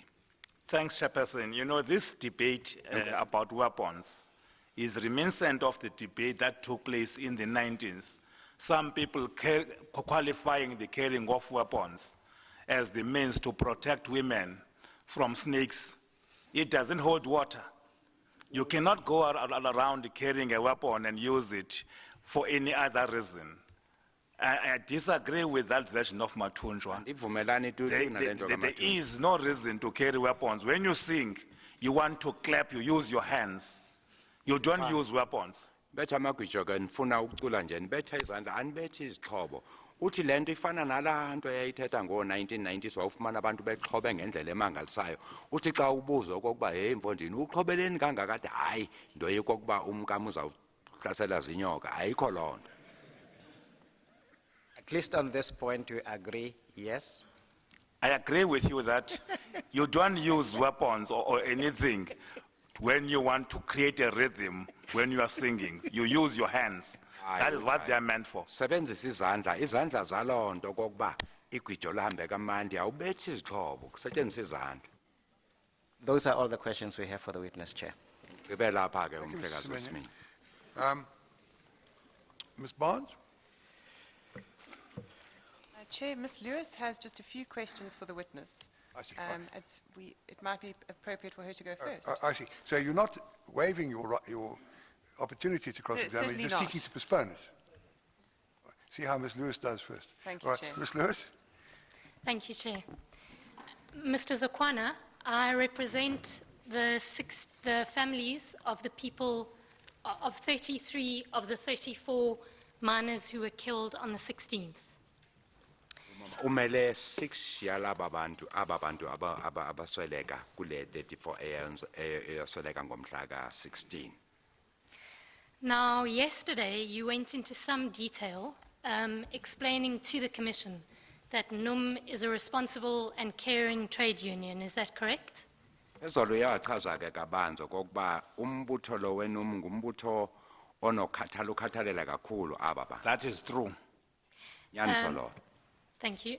And Mr. Zokwana, you told us, and I'm paraphrasing, so if I'm not paraphrasing correctly, you'll correct me, I'm sure. But you told us that in every incident where, every instance, whether there is an accident on the mine or a death, NUM would become involved and take the matter up. you would take part in the inspection in loco to make sure that the right skills are applied so that the family can get what is due to them. Is that correct? ubeke ngolo hlobo kokuba ikhathalela ngolu hlobo kokuba noma kwenzeka ntoni phaya inumi yebandakanyeke ijonge yonke into kubizwe onke abantu abanolwazi apho kuze ifamily yakhe yoneliseke That ngawo. is what I have said. Ewe ndiyibeke ngolo hlobo. And Mr. Zakwana, if I understood you correctly, you also said that NUM officials would even travel to the homes of injured or killed mine workers in order to fulfill this function, even if this is in a distant province or in a neighboring country. Is that Uye correct? wabeka ngolo hlobo kokuba i-NUM ide ilandele isiye ekhaya noma kuphaya emakhaya noma kwezinye iprovince iyobonana nezalamani nezihlobo That is zalo. correct. Ewe. Now, what you didn't explain, and what I want to try and understand, is the procedure or the process that NUM would follow in order to do that.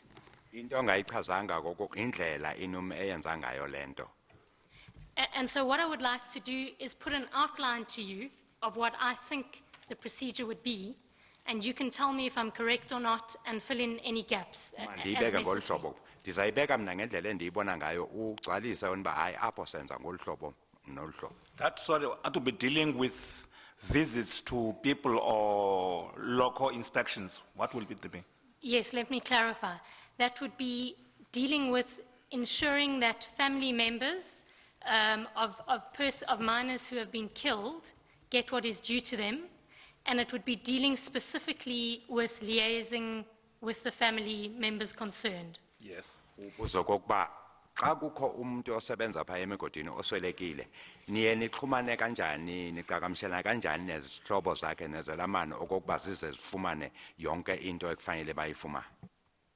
Now, Mr. Zakwana, I imagine that the first thing that you would do would be to contact the family member and tell them that their relative has died and the circumstances in which they died. Is that correct? Into yokuqala ndicinga ukuba niyawuqhagamshelana nezihlobo phaya ekhaya nibaxela uba heyi usibani uswelekile usweleke phantsi usweleke ngolu hlobo nolu hlobo kunjani. Let me assist, other than you leading me, let me tell you what NUM does.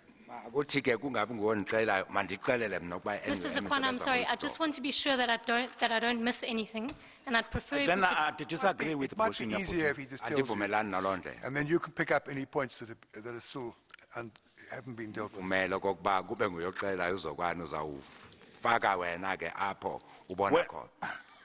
When a member of the union, usually members are employed in companies we organize in, is involved in an accident of any nature, the company will, because Sorry, there's, Perhaps it would be easier and more efficient if we confine ourselves specifically to Lonmin, because I'm not sure if there are different procedures. So if miners die in an incident at Lonmin, what would the procedure be for Masithathe liaising with their ilonmini kokuba families? kusetyenzwa ngoluphi uhlobo apha kwalonmini xa kukho umuntu oswelekileyo. when a person has passed on or has died, there's a department in Lonmin, like in most companies, that will be having trained people who will know the person because they've got all the information in their books. They will inform the family. In some instances, they will send a person to go down and check and make him arrived. What the NUM will do, if the person is a member, and the incident, especially if it is a mine accident, there will be a memorial service in honor of the person in question. And then on the day of burial, NUM will make sure that where possible, some of the people, local people, accompany the person to that area. Sebenza ngolo hlobo. But it is not NUM that phones the family. It is the company, because NUM may know the person, but the details about his family members and the address and the rest may not be at the disposal of that local branch committee. Uthi ke umhlekazi kuzo zonke inkampani ezinje ngakwaphaya kwalonmini kukho abasebenza ngalonto. Abanezincwadi, abane-address, abazi zonke izindawo nezalamani izihlobo zabo abantu. Xa kumuntu oswelekileyo phaya ikakhulu kwingozi yasemayini, kuye kube ngabo abaqhagamshelana nefamily. Kodwa ke xa kuyimember lo muntu ye-NUM, izawuthi NUM ibekho kwi-memorial service apho kuthi xa sekuye ukuba ayongcwatshwa lowo mntu kubekho abe NUM abazawubakho apho emngcwabeni. Now, once you know who the NUM member is, who's been killed, and once you know who the family members are, because you would have to know those things to have a memorial service, do you then assist them in any way with accessing benefits that are due to them? Xa senivile kokuba ngubani lo muntu senimazi senivile phaya kwi-memorial service kubakho uncedo enilenzayo ke njengombutho kokuba bafumane okufanele lo muntu. These benefits are detailed and they are known. It only happens where there may be deficiencies in the services rendered that the union will engage. Izinto ekufanele ezifunyanwe ngumsebenzi phaya ziyaziwa zibhaliwe. Xa kukho mhlawumbe izinto ezithize ke angazifumananga kulapho i-union iba ingenela khona. I'm sorry, Mr. Zukwana, I don't think I understand you entirely. Deficiencies in which services rendered? Izinto ezingafunyananga ezifana nantoni? There are benefits that are defined by the Provident Fund, death benefit scheme. If the company or the family in question did not get all that was due to them, then they will inform the union, and then the union will take that up. Kukho imfanelo ezithize ezibizwa njengo-provident fund ekufanele zinikezwe kwifamily kubese kubakho izimali noma amalungelo athize ahambelana nokufa i-death benefits. Xa ifamily ingazifumananga ezo zinto izawuqhagamshelana ne-union xa izokwenza ke An example, if in most cases the death is because the cause of a mine accident, the family may be having a chance to give or to render another family member to work in his place so that there's continuity of income in that family. If such don't happen and NUM is made aware by the family, then NUM will take the matter up with the employer. Kukhona into enjengalena ke phaya kwizimayini kokuba xa kwenzakele ilunga lasweleka apho ngozi nge-accident yasemayini kukho lento yokokuba aba basekhaya banelungelo lokuba bathumele omnye wefamily azosebenza endaweni yalo deske kube khona ungeniso kubekho imali ezawuya ekhaya xa kungenzeki ke okulapho izawungena khona i-NUM. So, Mr. Zukwana, do you wait for the family member to approach you with a problem, or do you follow up with them as a standard procedure to ensure that they've been properly assisted and that they're not experiencing any difficulties? Niye ningenele nina ngokwenu msuka noma nimela ifamily ukuba inixele ukuba yintoni nentoni abangayifumananga. What happens mostly is that when the person is taken home for burial, and there are staff stewards or people who may know that family who are also NUM members, it can be true, but it will be difficult for NUM to follow up on every family to check whether everything, because these things are not things that companies think of. They're informed by agreements signed. And I think that if most families may know what will due to them in the event their next of kin is not more. So it will be difficult for NUM, therefore, to go to every family member and check if they're paid, because these are binding benefits that have been negotiated. And it is not always the case that after a person has passed on, we do receive such complaints, but they do arise there and there. And when they do arise, we deal with them. Akukho akunto enzeka ke ngesichelo lena zibe khona nje apho na apho ezizivumelano zizinto ezibhale phansi kuvunyelene ngazo zefamily ziyazazi lezinto kokuba xa kusweleke usibanibani kufuneka uba kufumaneke into enjene njengalena kuba nzima okokuba i-NUM ilandele zonke ezo zinto ngoba zizinto ezibhaliwe ezaziwayo. And I've happened to have been present in some of, not all, of the situations where members were buried. And always, in most instances, there will be a company employee and loanman. I've met some. And they will explain to the family what is due to the family, having spoken to them. Enye ke into nami ngeke ngabakhona kwezinye indawo kodwa ke ne loanman umqashi uye athumele umuntu oza kummela apho ozakuba nguye ozokwazi ukuchazela ifamily okokuba njengoba kusweleke usibanibani kuyokwenzeka oku na oku na oku. So do you ensure that you're always a party to those discussions and that you make sure that the company explains it properly to the family member and that the family member understands? Niye nenze kokuba kubekho onmele apho ngawonke amaxesha amamele akwazi ukuchazela naye afake ingxelo okokuba ikhampani baxela yonke into efanele. I will repeat my answer to say that Ndizawuphinda impendulo yami it ngolu would be hlobo. impossible that NUM will be at all such funerals.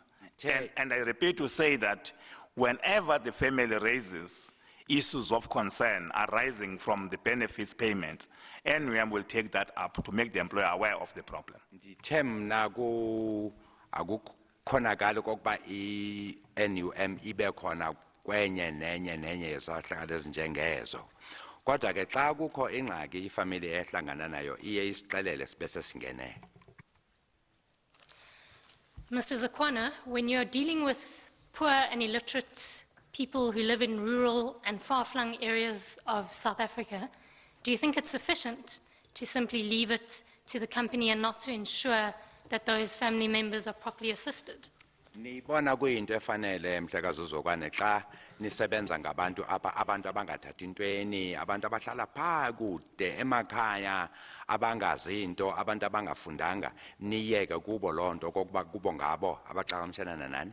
With due respect, Chairperson, I take exception to the issue that the question raises that Nhlonipho enkulu. only illiterate members of NUM dies and can read and write. No, that's not an answer. Akatsho kokuba ngabantu She says to you, in the case of illiterate poor people, where they die, she asks you, do you think it's sufficient what you do to leave it to the company and only to respond if you get a complaint from the family? That's the question. The answer is either yes, I think it's appropriate what we do, or I don't think it's appropriate. You don't have to go into all these other byways. We'll be here all week. masiyeke lento kokuba Sorry, abantu Chairperson. abangathathi intweni abantu abangafundanga sithetha njengomuntu olilungu lenu oswelekelwe ngumntu. I didn't understand her to be suggesting that all your members are illiterate, or even all your rock drill operators were illiterate, although I think quite a lot of them were.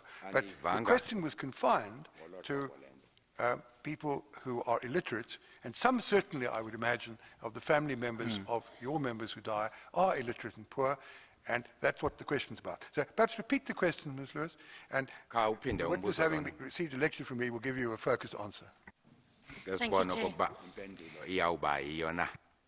Mr. Sakwana, my question is, for those non-members who are poor and illiterate and who live in rural and far-flung areas of South Africa, do you think it's sufficient to simply leave it to the company and not to ensure that claims for benefits are processed timely and properly? Ndithetha ngaba abangamalungu e-NUM abavela kude phaa emakhaya abantu abangathathi intweni ke abanye babo bangafundanga.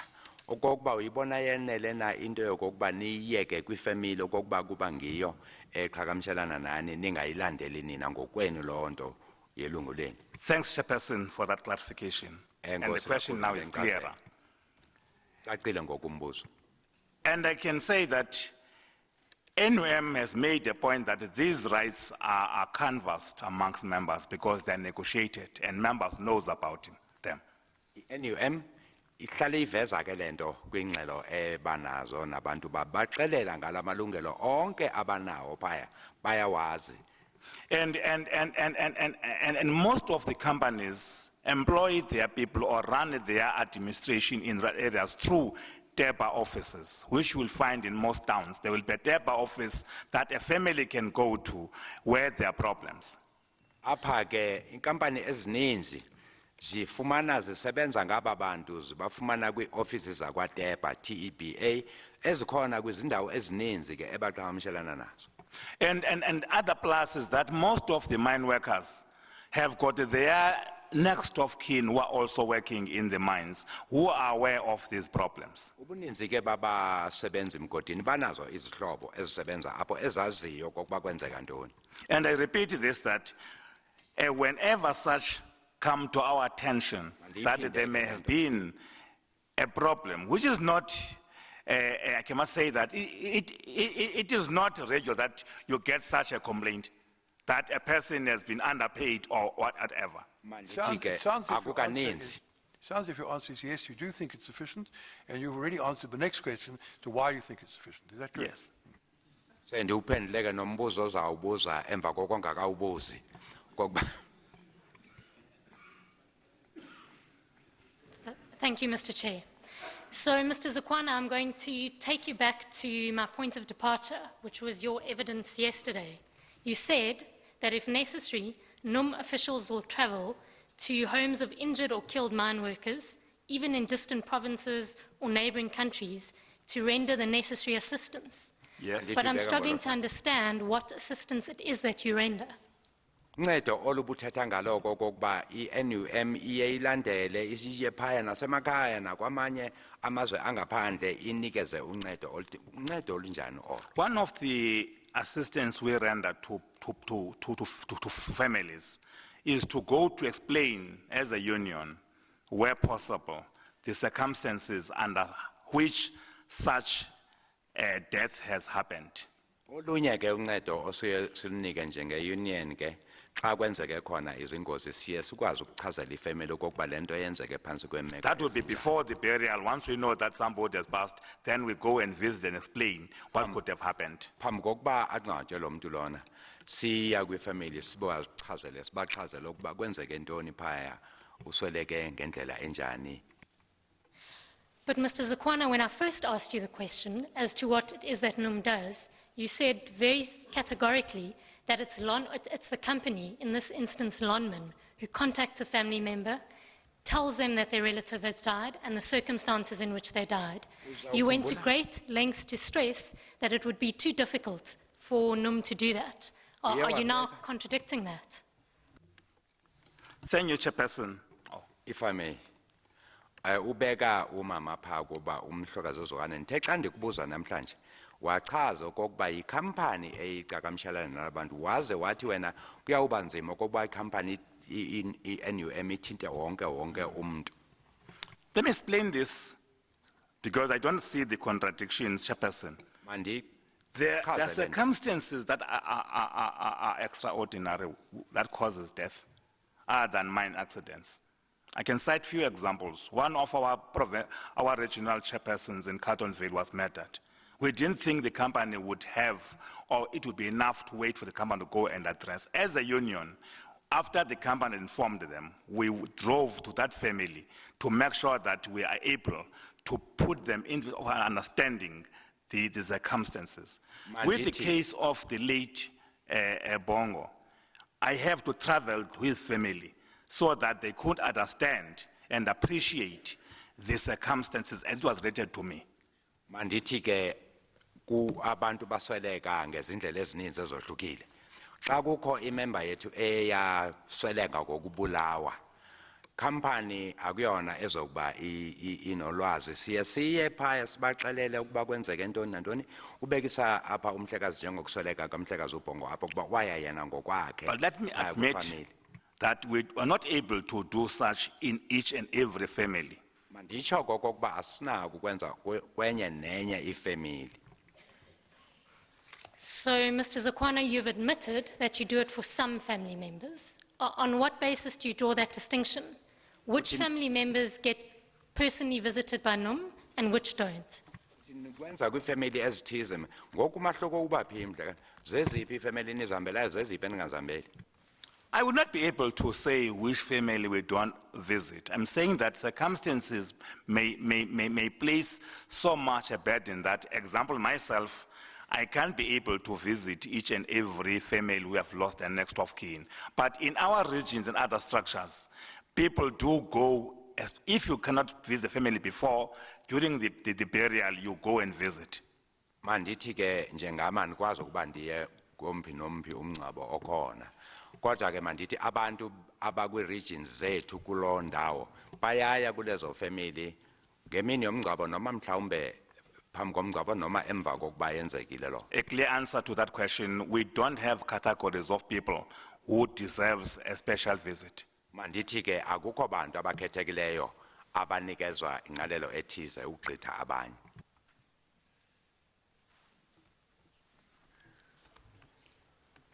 Now, would you know whether there were any NUM members who died on the 16th of August at Marikana? Apha eMarikana kukho abantu abaziyo abasweleka ngale mini yomhla ka-16 August. It's possible NUM members who could have been part of those who died on the, Kungenzeka and, ukuba and, yes. kukho amalungu e-NUM asweleka ngale mini.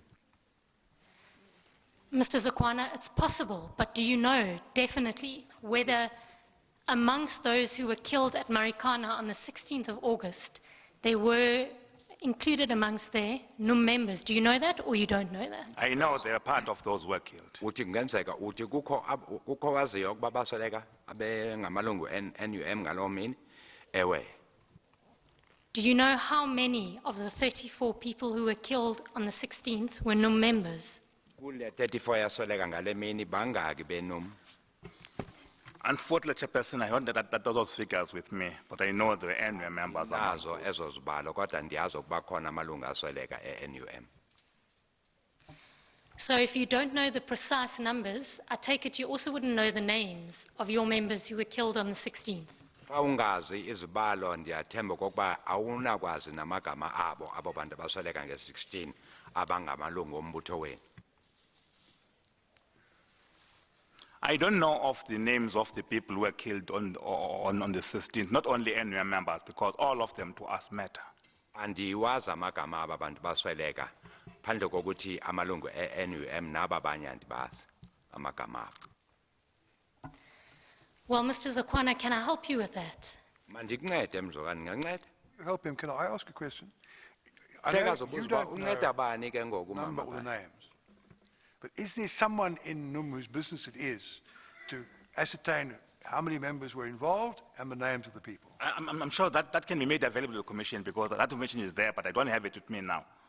Ingavela lento andinayo le information endinayo ngoku xa ebuzwa kokuba kukho umuntu obekele lowo msebenzi na kwi-NUM.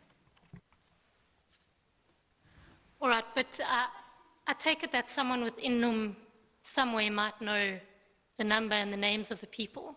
But the simple point I'm making, Mr. Zukwana, is that you don't know. Is that correct? Uthi wena kawunalwazi mhlekazi Lukwana, I kodwa know ndiyathemba okokuba that among those who were killed on that day or who died on that day, there were NUM members.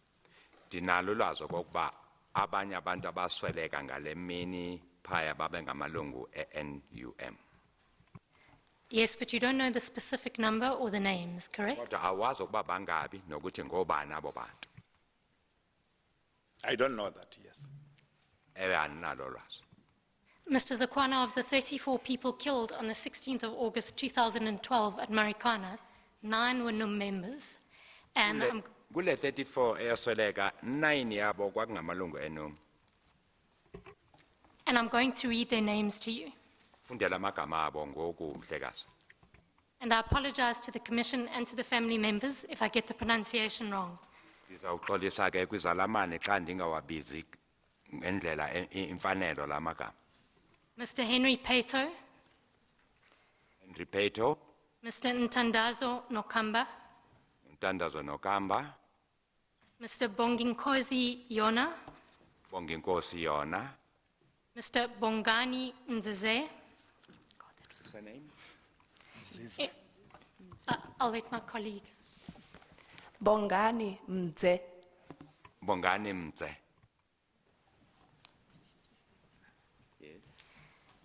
Mr. Tabiso Mosebetsani,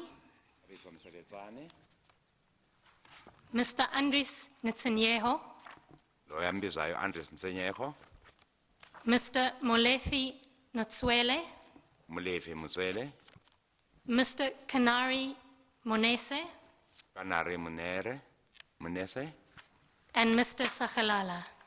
nalo mhlekazi Takalala. Now, Mr. Zukwana, do you know whether any of those members were visited by NUM officials? Ngokwazi kwakho kukho aba ke abaswelekileyo apho kwabakhona ukhenketho lwenziwa zi-members e-NUM. I want to place, in answering the question, Chairperson, the environment during, before, and after. Before we get to the environment before and after, you can deal with that later. The first Ngokuba question, do you sifike kuloo know ntetho, Mhlekazi that Zukwana. any of these people was visited by NUM people afterwards? If you don't know, you don't know. If you do know, Ungazazi, then itsho mhlekazi xa depending on the kwabakho answer, you can give the environment. I doubt if Chairperson any could have been visited. And the reason I'm putting that Chairperson is because at the point of the death in question, NUM shop stewards were no longer around Lonmin, as they were compelled to run away and be in places of safety. And they were Manditsho. being murdered and injured. okokuba ndithemba okokuba kukho owaya phaya ngoba ngelo xesha shop stewards e-NUM zazingekho phaya kwiindawo ezihlala zazibekwe ezindaweni ezinokhuseleko. They left the mine, Chairperson, precisely on the 12th of August because most of them were killed and one of them was killed soon after that incident. Therefore, I don't believe that an NUM person known could have been able to either visit a family or to attend a funeral because of the atmosphere during that moment. Of course, most of the families Ngendlela were living imeko emaxongo ngakhona kho member ye-NUM yayingaya apho esifeni ngelo xesha ngoba bebabaleke ngomhla ka-12. I don't know if this applies to the 9 people whose names were read out, but many certainly of the deceased were from Ponderland, some from Lesotho, and I think 1 or 2 from Swaziland. Yes. Uninzi babantu abasweleka babevele emampondweni abanye bavele eLesotho ababini omunye vele eSwaziland. So the absence, the fact that the shop stewards weren't at Marikana at the time because they were in places of safety isn't a complete answer to the question as to why people were, widows weren't visited in Lusikisiki or Flagstaff or some other place in Ndibona Ponderland. isizathu ke sokuthi i-shop steward ngelo xesha zazizimele okokuba kungabanga kho umuntu we-union obengaya endaweni ezinjengo-Flagstaff noma kolusikisiki ayobonana Let me explain it, Chairperson, with due respect to that. Mandiyichaze ngolu hlobo mhlekazi. On the Enkulu day intlonipho. a national memorial service was arranged, Kwabakho imini apho kwabanjwa khona in-memorial service kazwelonke national. as the president of NUM, I was advised or told not to be in attendance. Ndaxelela ke mne njengopresident we-NUM ukuba ndingabi khona apho. When the team of ministers visited the area and the meeting was arranged in one of the informal settlements, I was told not to avail. When I was accompanying the Eastern Cape and the national leadership of Contralesa, I was told not to avail myself there.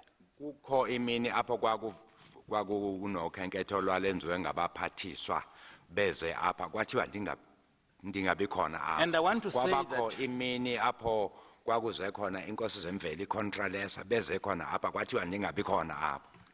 Chairperson, I'm not making this up to cover not caring, but in essence, a number of people took over the process after the Marikana massacre. Ministers of government were ridiculed.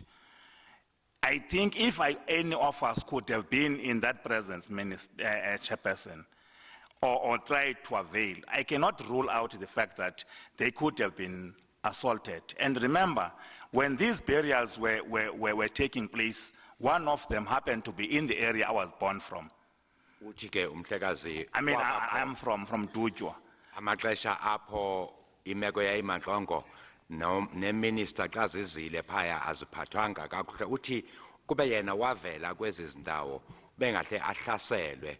Because- Uthi ke enye yendawo apho kwakungcwatshwa khona kwindawo apho abeleke khona umhlekazi ngumfo waseDutywa phaya.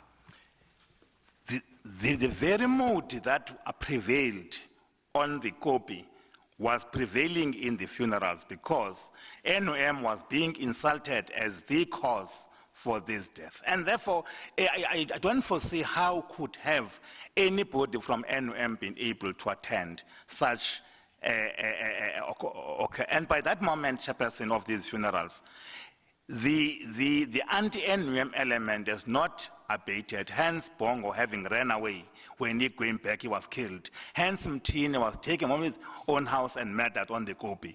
Even beyond the date, it means that the atmosphere could not have allowed any of the NUM members known to those, because when you go to a funeral, Chairperson, it is not only the family members you meet. The people who were leading the strike, the delegates, were visiting each and every province where the funerals are. And in the way they were explaining it was that it is NUM, it is government who has caused this.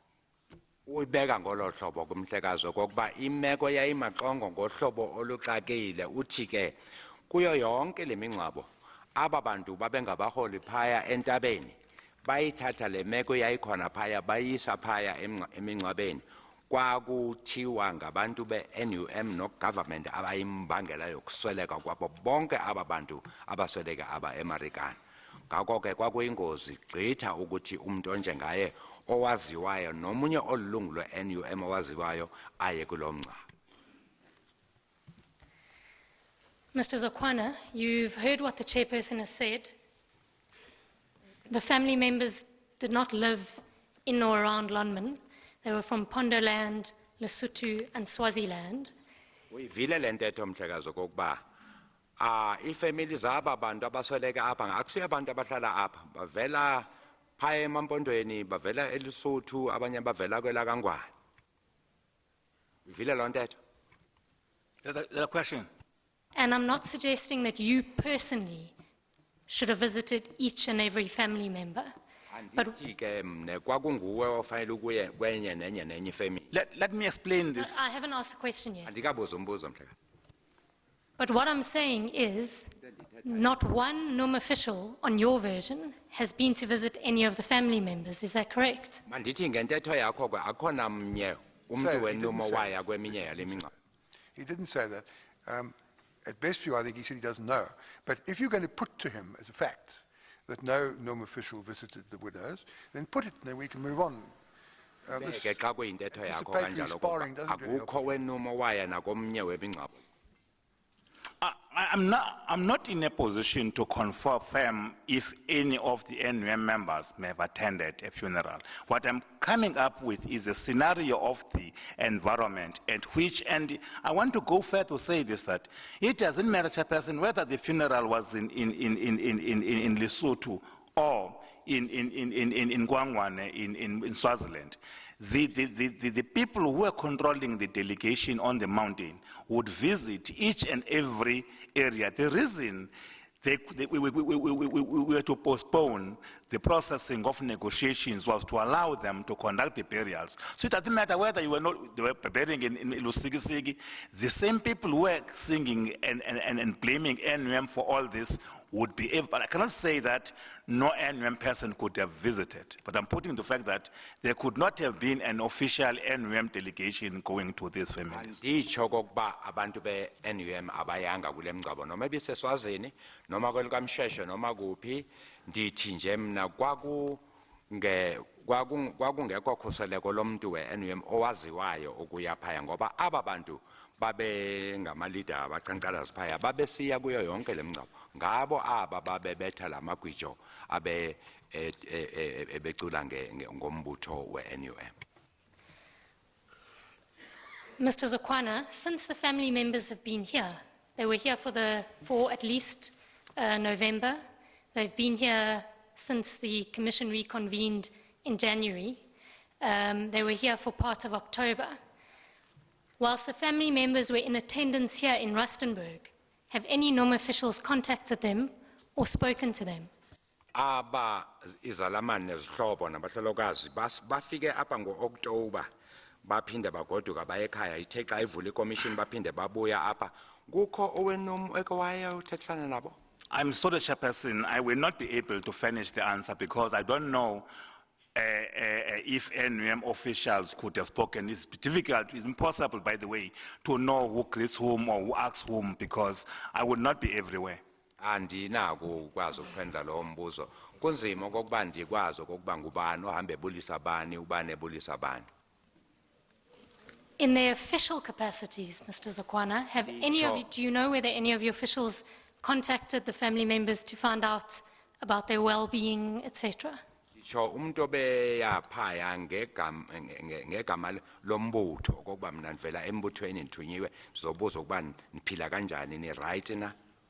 My answer will remain the same, but I will give Impendulo yami seyiyo leyo. the reason why such a scenario, chairperson, could not be, is like that. I had an Ndinikeze interaction inkcazelo yale with nto. one of the family members of those who passed on, Mrs. Mtini, whose husband was found dead soon after the strike came to an end. She was telling me that she could not be part of the family members who were here in court on the basis that while she was where they are staying, NUM stewards, or she said people in red shirts, went to where they were staying. After that incident, there was a discomfort, and I must be honest to you, she said that AMCU leaders arrived and questioned why she was speaking to NUM. Is what she told me. She's not here. She said that she would have loved to have been part of this commission. But when that incident happened, when NUM people visited her, and there was that situation, she felt threatened. So I'm saying therefore that I cannot be able to say, but I can, Chairperson, any person who wants to create a view that says we have been able to deal with those events to the fullest, such that people can meet as people, share the pain they have, exchange their experiences, has not yet arrived, Chairperson, during up to now. Kude kube ngoku ke akukho apho sikwazi ukuba sibonisane ukuvelana lobhlungu. Uthi ke uthetha apha ngoMrs Mthini owavakashelwa ngamadoda anxibe ishirt ezibomvu. Kuthi emva koko kwafika beAMCU apho bambuzo kokuba intoni uvakashela ngabantu bebathini apho ku eyenza lento ibe maxongo kude kube ngoku ngako athi alikafiki ixesha apho kuzobonakala khona ukuvelana ubhlungu. It sounds from your answer that certainly on the basis of what this lady told you, that some NUM people at least did visit some of the widows. Yes, they did. On the assumption the people in red, and I think we can assume the people in red are NUM and the people in green are AMCU. Ngoba sibajongile apha bezibomvu ngabe NUM kuthi baya abezigreen ngabe AMCU. So that the probabilities are that the people in red who visited the widows here in Rustenburg were from NUM. Yes. Aba ke bered abavakashela lo mhlolokazi apha ngabe NUM. Ewe. And was it only this lady who was visited by the people in red, or were there a general visit to the place where some of the widows were staying? I'm not quite sure what you said about that. Ngulo mama kuphela owavakashela ngaba noma mhlawumbe bake baya nakwezinye izindawo apho kuhlala khona. This is the instance I want to say that incident alone showed me to the fact that people still regard the scenario on the basis of affiliation, and they would not appreciate the fact that a person has visited to give comfort. Ndibeka lonto esinjengesizathu sokuqala esibonisa okokuba isaqhubeka lanto okokuba lo ukweliphiqela lo ukweliphiqela ngakho ke yenza lento okokuba imeko ibe maxongo. Ms. Lewis, when it's appropriate for us to take the lunch adjournment, let me know, and we will take the adjournment. But you can carry on with this point if you wish until an appropriate stage is reached. Thank you, Chair. I have two follow-up questions on this point, and then we can take the adjournment. Chairperson, the time 1:30. Sizawungena apha ngo1:30 emva kokuba sithethe ixesha lokutya ngoku emva kwale mbuzo emibili. Adjourned yet, because she's got two questions to ask, and Mr. Mpofu is going to count them for me. Uzawuthi emva koko ke niyamazi umhleka Mpofu kuyawungena Chair, I should qualify that by saying depending on the witnesses' answers. Le mbuzo emibini nje kuyawuya ngempendulo zale ngqo. Mr. Zokwana, did you inform your lawyers of this incident? Because it's the first that we've heard of it. Siyaqala ukuyiva lento mhlekazi Zokwana uke wamxelela ummeli wakho ngalento.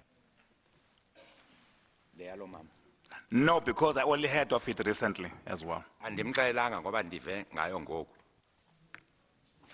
When did you hear of it? Uve nini ngalento ke mhlekazi? I could have spoken with her about last week. I did spoke to her because she came down to Johannesburg, and I could not be able to go and visit her to where she was. And then I called her last week, and he told me of the reasons why she could not be here. And I didn't think that it was something to raise with the legal team because it showed me the attitudes of people towards others. based on Thi affiliation. umhlekazi ndiyabona kule veki gqithileyo xa zawudibana naye eJohannesburg wayibona ke lento kungeyonto ebaluleke bayiveze kummeli ngoba wabona okokuba isa laa nto yayenzeka kwixesha eligqithileyo. To be precise, she has to come to Joburg for consultation, and I could not meet with her then, and I called her because I was the one who called her to come to Joburg then. Wayebizwe ndim ukuba size eJohannesburg akakwazanga ukuza ke ndamthinta umnxeba azokwenza iconsultation phaya uye ke lo wathi ufumana okokuba ngaloo nto yenzeka kuye akakwazi ukuba khona apha ubengathanda ukuba khona apha. And Mr. Zakwana, before we adjourn, I'm going to put it to you that we have in total families of 9 NUM members who are our clients and who are in attendance, and they are all perfectly happy to attend and haven't reported any sort of threats or intimidation. Do you have any comment on that? Phambi kokuba siphumeke ndithi apha kwaba bantu abalapha kukho abahlolwazi abalithoba abahleli apha abazange bayiveze into yokuba kuye kwaba khona noluncinci ugrogriso kubo uthini kuwe ngaloo nto. Chairperson, I have made it clear to say this, that Mrs. Mtini did not complain of being threatened by fellow widowers.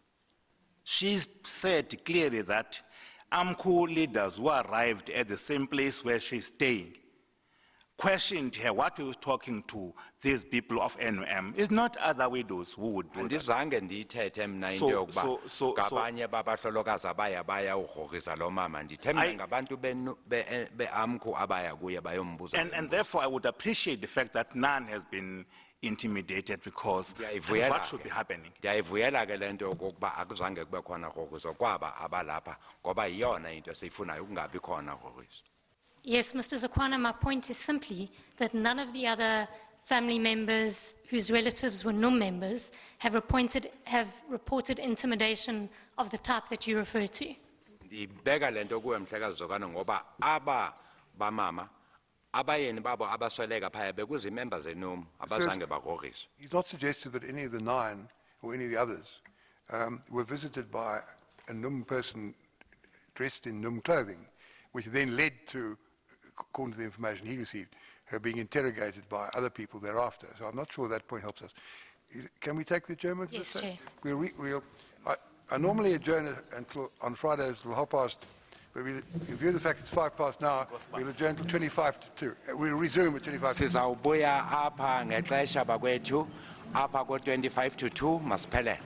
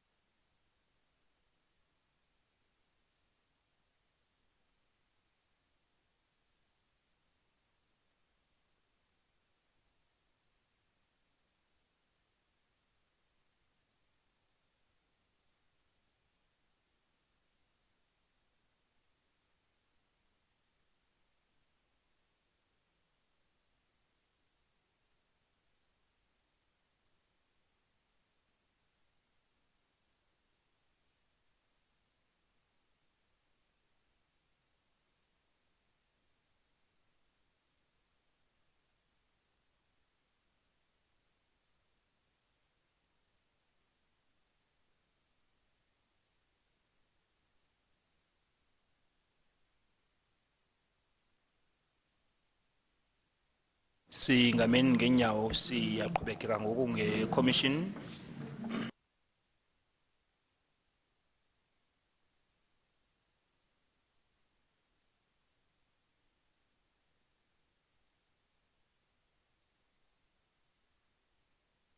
Session resumes. Before Ms. Lewis continues with her cross-examination, Mr. Mpofu, it's been brought to my attention that the witnesses who have been subpoenaed were told to come back on Monday.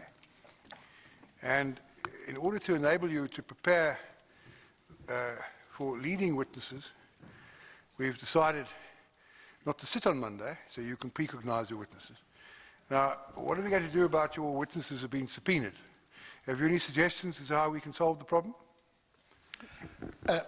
Yes, Chairperson. Can we, the suggestion is that if you can leave it to us and maybe loan me, we will, well, we would prefer it if the subpoenas, if the intention is to extend them, then of course we could just even by agreement extend them in absentia.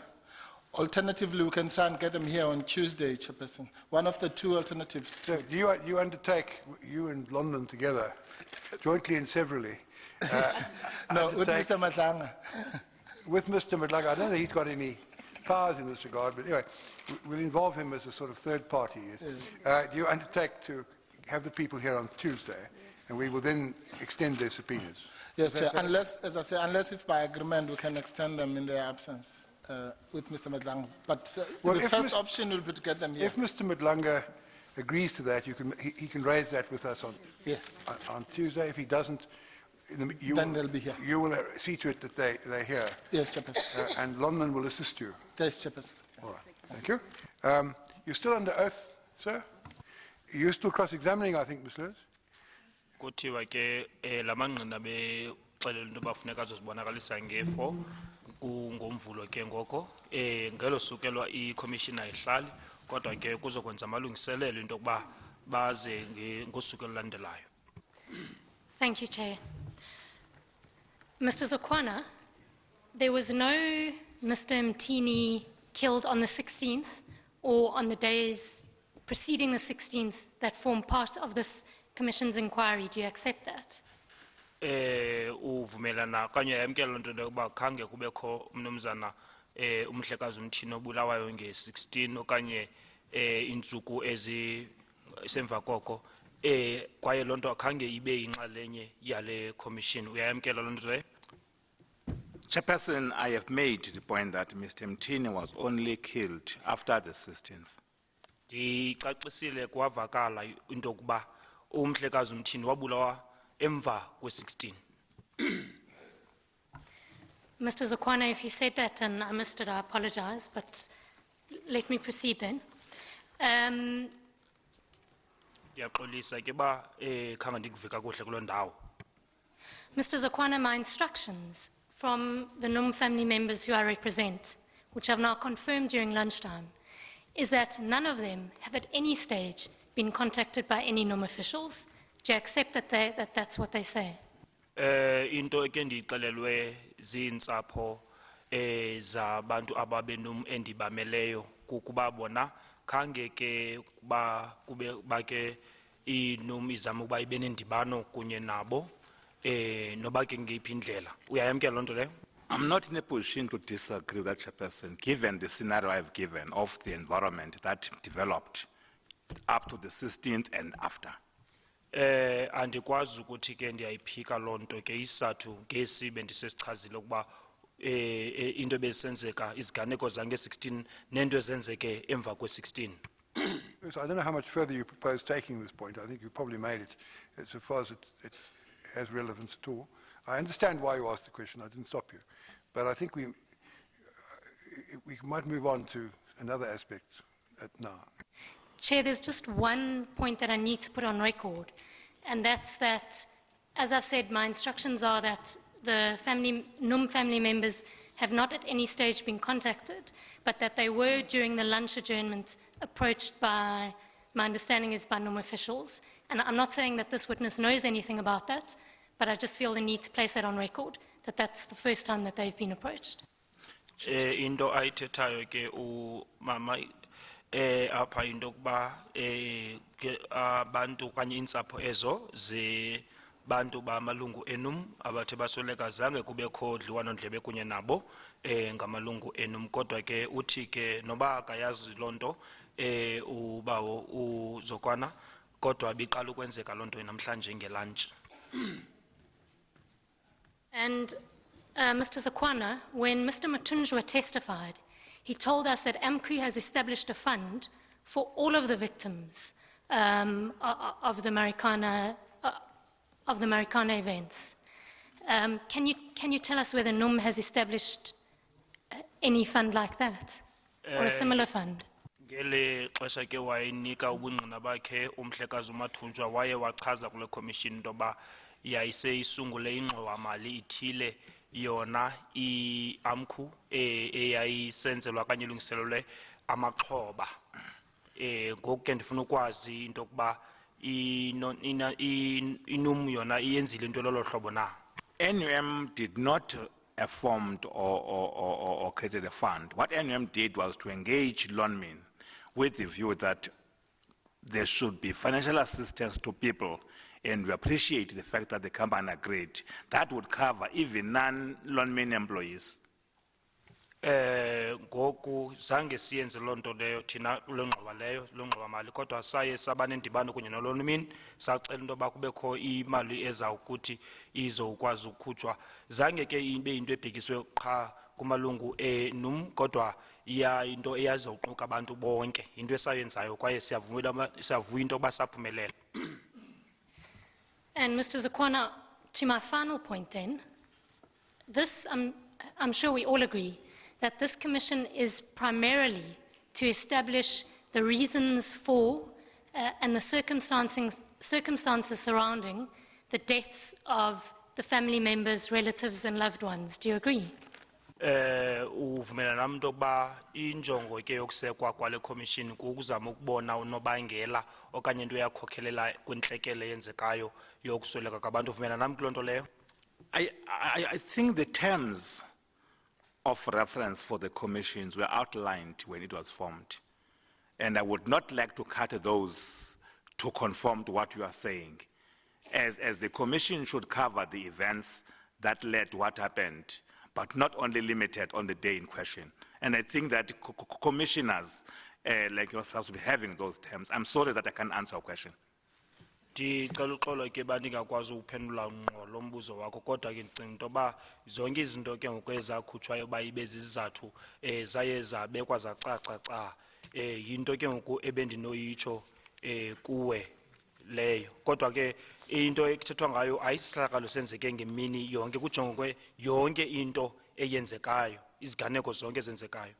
I take it you would agree that among the terms of reference, among the aspects which the Commission has to investigate, are those that she has listed in her question.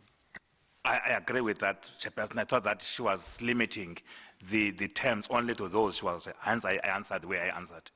Ndiphendule ngale ndlela bendiphendula ngayo ngoba becimba into yokubana bencinga into yoba uthi izinto zonke zisekelwa kanye kubuzelwa phezu kwezinto bezichazile kodwa ke uyatsho ke no-commission into yokubana neminye imiba okanye nezinye izizathu ke ziqutyiwe nazo kuyo loo nto leyo. So, Mr. Zakwana, you'd agree with me then that it would be very important for the family members to be able to participate in these proceedings? Uyavumela nami into yokubana kubalulekile ukuba iintsapho nazo zithathe inxaxheba ekuqhubekekeni kwenziweni kwayo yonke le commission. I don't think I'm qualified to make that judgment, Chairperson, given that I think this commission has got legal people who represent such people. If in their opinion and interaction with the chairperson of the commission come to that conclusion, I think you will come to that. I'm not in a position or qualified to make that judgment at all. I'm sorry I can't answer that question. Andiqondi ke ba kumna ndinawo lo mandla okanye ndikweso sikhundla uba ndingakwazi uba ndithathe isigqibo esinjalo okanye ndithethe into lolo hlobo ngoba sinabantu ke apha abafundele ezomthetho abangakwazi ukuthi bona ibe ngabo kule commission abathatha isigqibo kwizinto ezinjalo kodwa ngokunokwam andinalo logunya. So, Mr. Zakwana, you agree with me then, I think, that in order for the family members to participate in these proceedings, they would need legal representation. Do you agree? Uvumelana nami ke into yokuba ukuze iintsapho zikwazi uthatha inxaxheba koku kwenziwa apha nabo bazodinga into yoba bamelwe ngamagqwetha. Uvumelana nami kuloo nto leyo?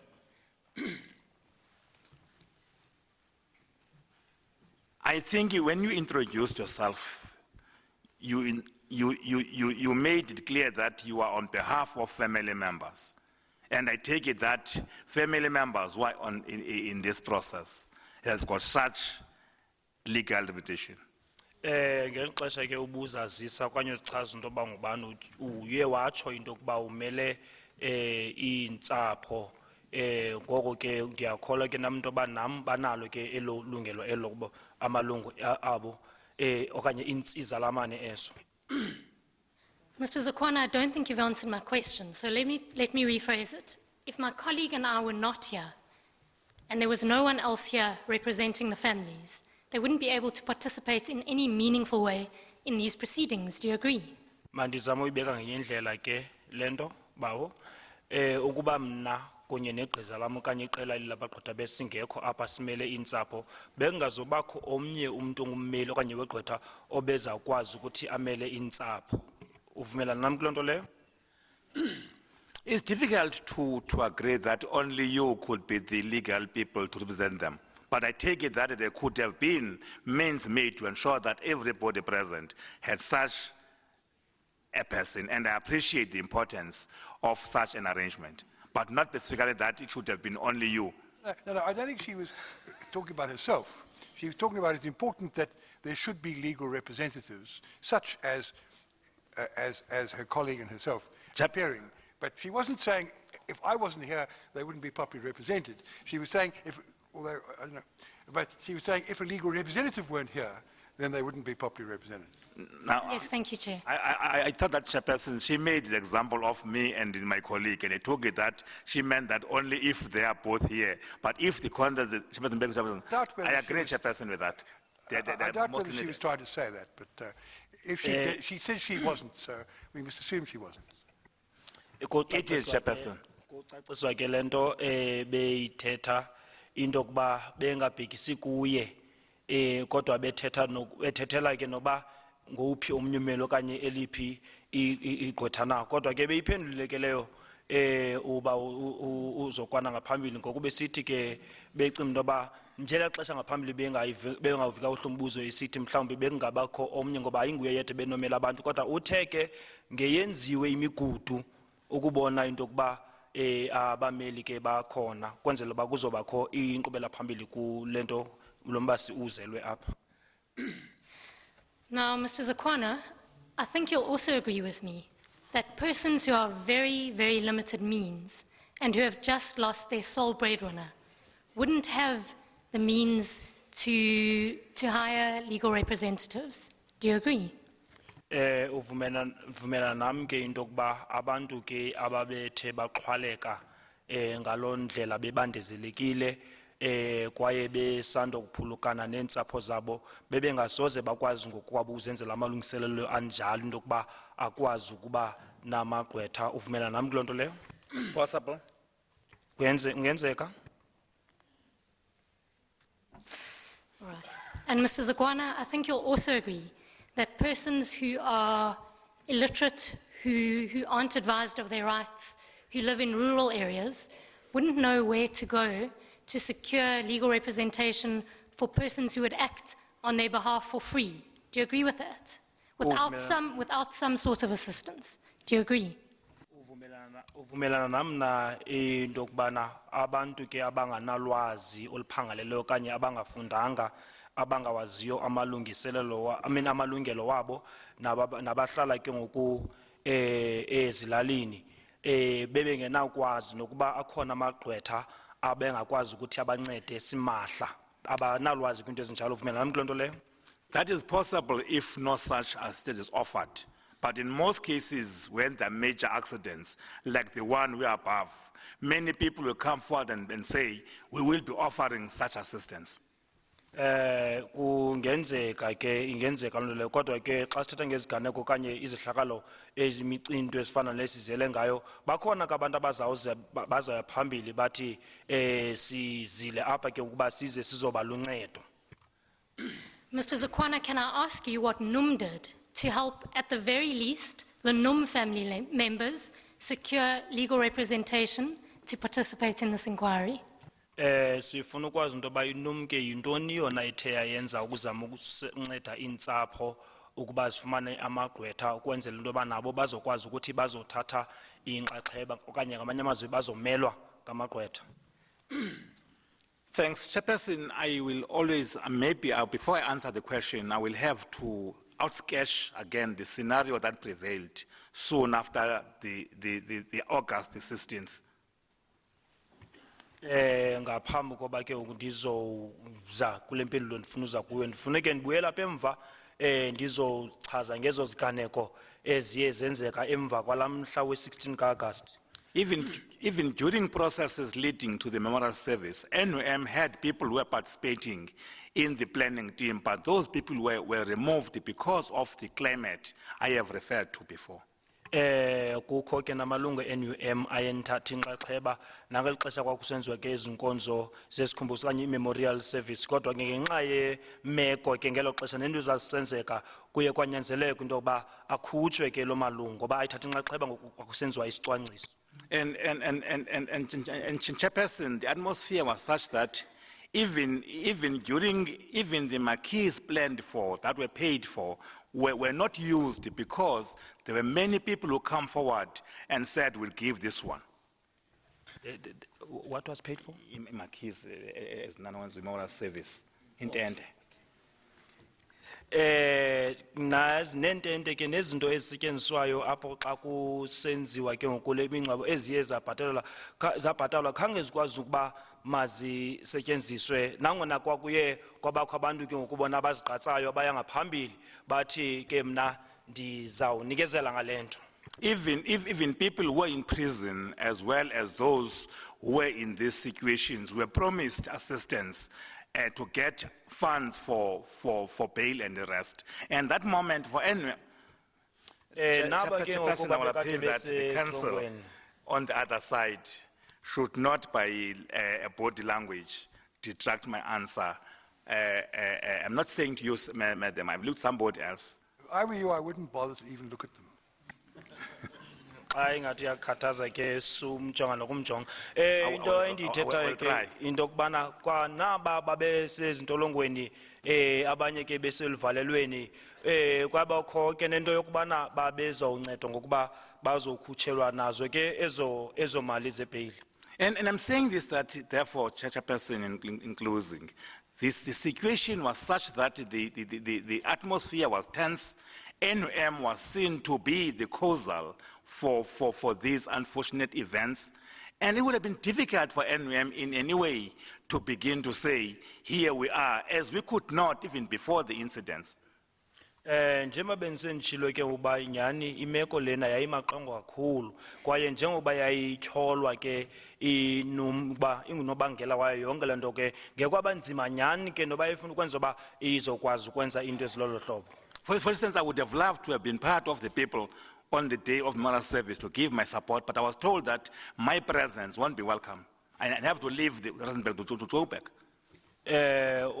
Umzekelo, nangeli xesha kwakusenza memorial service ndake ndafuna uthatha inxaxheba nam kodwa ke ndanqandwa kwathiwa mandingenzi loo nto leyo ngoku ndanyanzelwa ke into yoba mandihambe ndibuyele eRhawutini. Mr. Zukwana, you've given me a very long reason, but you still haven't answered my question. And I take it from the long reason that you've given, the answer to my question, for whatever reason, and putting the reasons aside, the answer to my question is that NUM did nothing to assist the NUM family members to obtain legal representation. Is that correct? Uye wanika ke impendulo ende kwaye ingathi kule ntsuku zempendulo unike zona zibuyela kule nto bendifuna uyazi into yoba ekugqibeleni iNUM akho nto iyenzileyo ukuba ibe luncedo okanye incede. maybe we need to qualify these family members because NUM has given assistance to some family members who we could be able to. But to answer question, I will say this, that the same scenario I have painted, we could not offer that assistance. Mhlawumbi ke kufuneka sizoveza kanye sichazwe ke sikhankanywe ezontsapho ezo ngoba kukho intsapho inum eyaba luncedo kuzo ke kodwa xa sibhekisa kulomba wena uthetha ngawo ngenxa ke yemo ngelo xesha okanye into ezisasenzeka inum zange ikwazi ukwenza okanye ibe luncedo ngalondlela ngenxa yezizathu ke ngoku besendizikhuphile. Mr. Zokwana, NUM gave no assistance to the family members of NUM members killed on the 16th, is that correct? Inum ke zange ibe luncedo okanye incede ezo ntsapho zaye zaphulukana namalungu abo okanye intsapho zabo ngomhla we-16 injalo loo nto? I would say it is incorrect in as far as, let me finish, please, madam. NUM could have assisted any member. And again, NUM would like to define, Chairperson, how do we define membership? Membership on transit will be membership that behaves in a way that is un-NUM. Membership that will be chasing its leadership. Members participate not just to undermine it. And our view, therefore, is whether the people were NUM members in books of the company, but the manner that led to the events that happened makes us doubt that we could develop as NUM members. And I can say, therefore, that those members, unfortunately, we could have, because we didn't have access to them, given the scenario in question.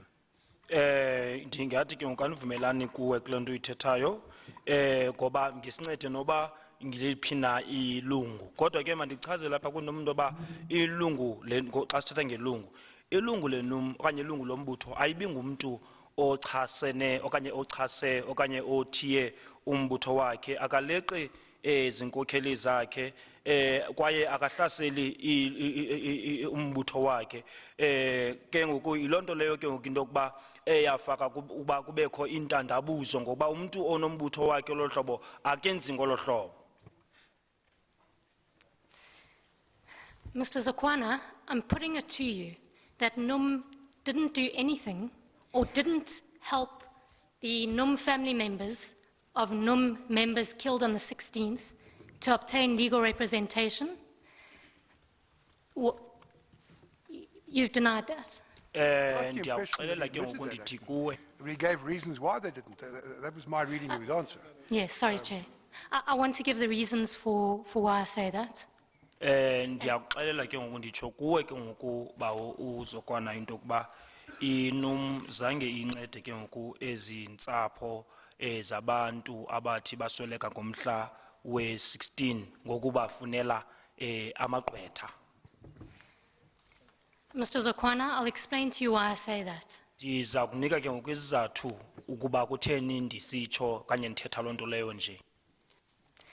In the month leading up to the start of this commission, AMCU referred to the attorneys who instruct me, the Socio-Economic Rights Institute, 20 family members of persons killed on the 16th.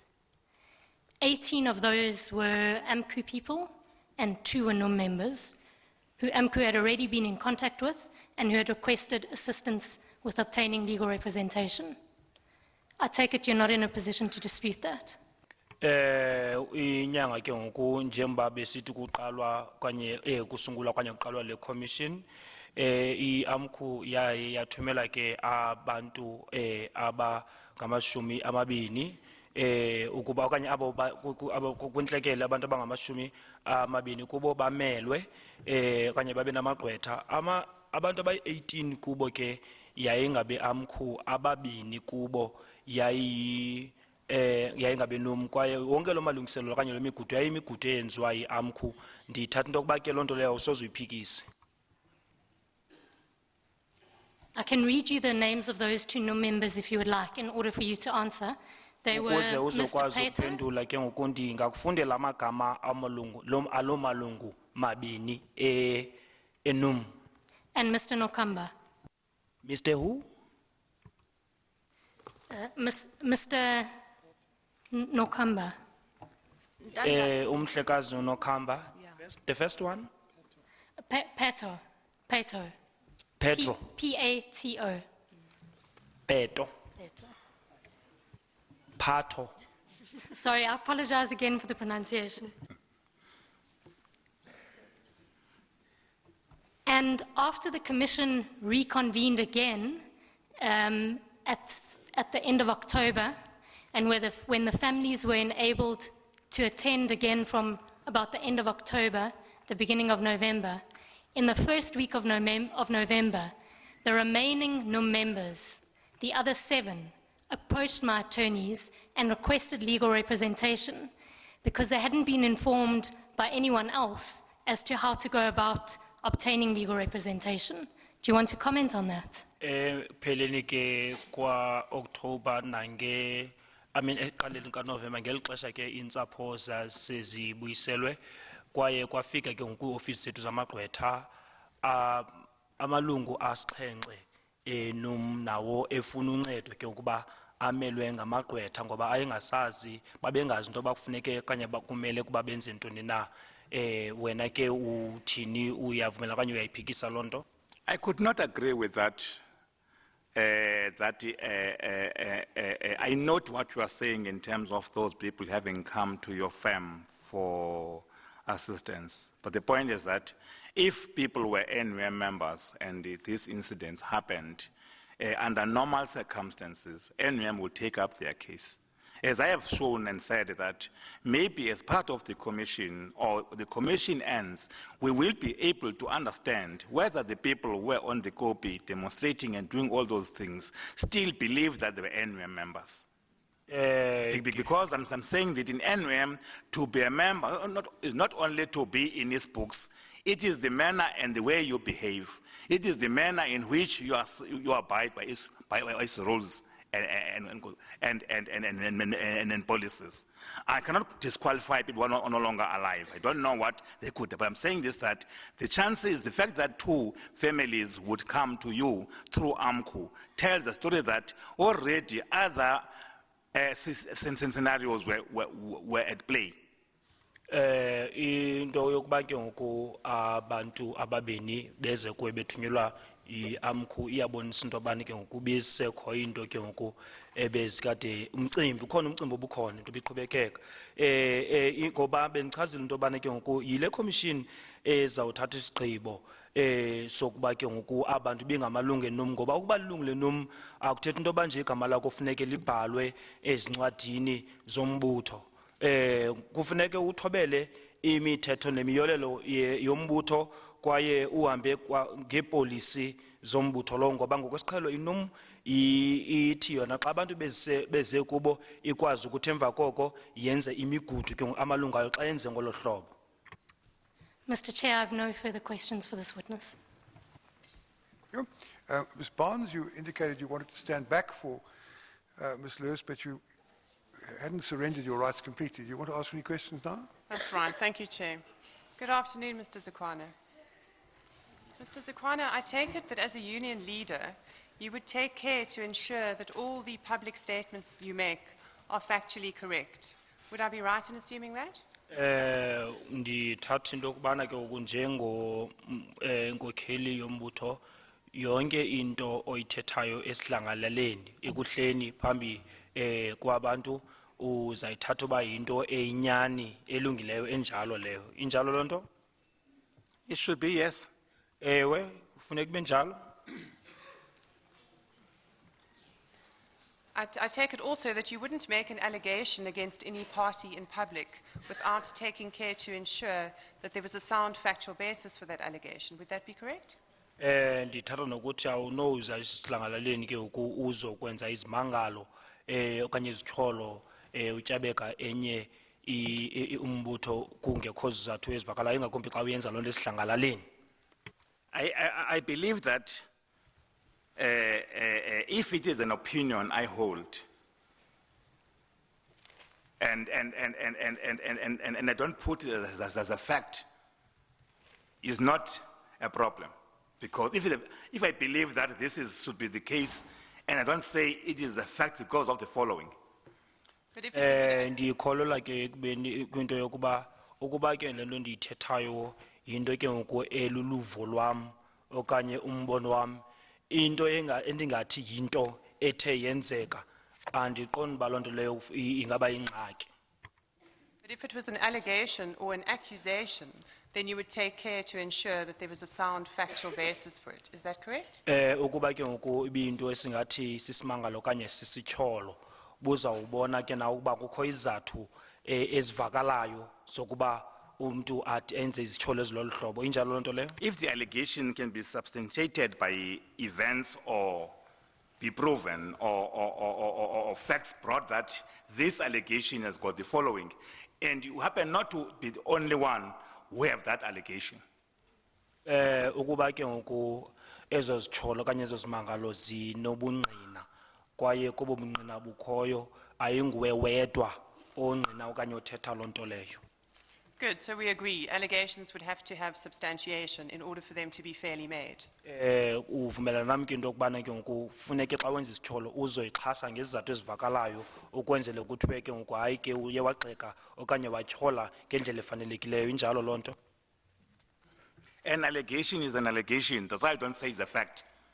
I allege that this happened. It means that I cannot be able to say I've got the following proof. But we say it is a fact.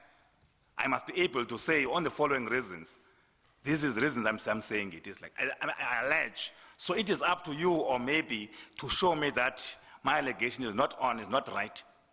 Xa wenza into nje kumangala okanye wenza isimangalo nje okanye ingathi uyatyhola yinto leyo ke ngoku engena bungqina leyo kodwa ke xa sithetha ngento ke ngoku esithi yinto nyani esinobungqina abayenzekile kufuneka lokho uzokhupha izizathu ezivakalayo zokubana kutheni nje usitsho ezongqina lento leyo uthi into yenzekileyo. So you've agreed with me that allegations must be substantiated. It's not necessary for us to go on about this any further. I'd just like to put this to you, and I'm sure that you'll agree with this as well.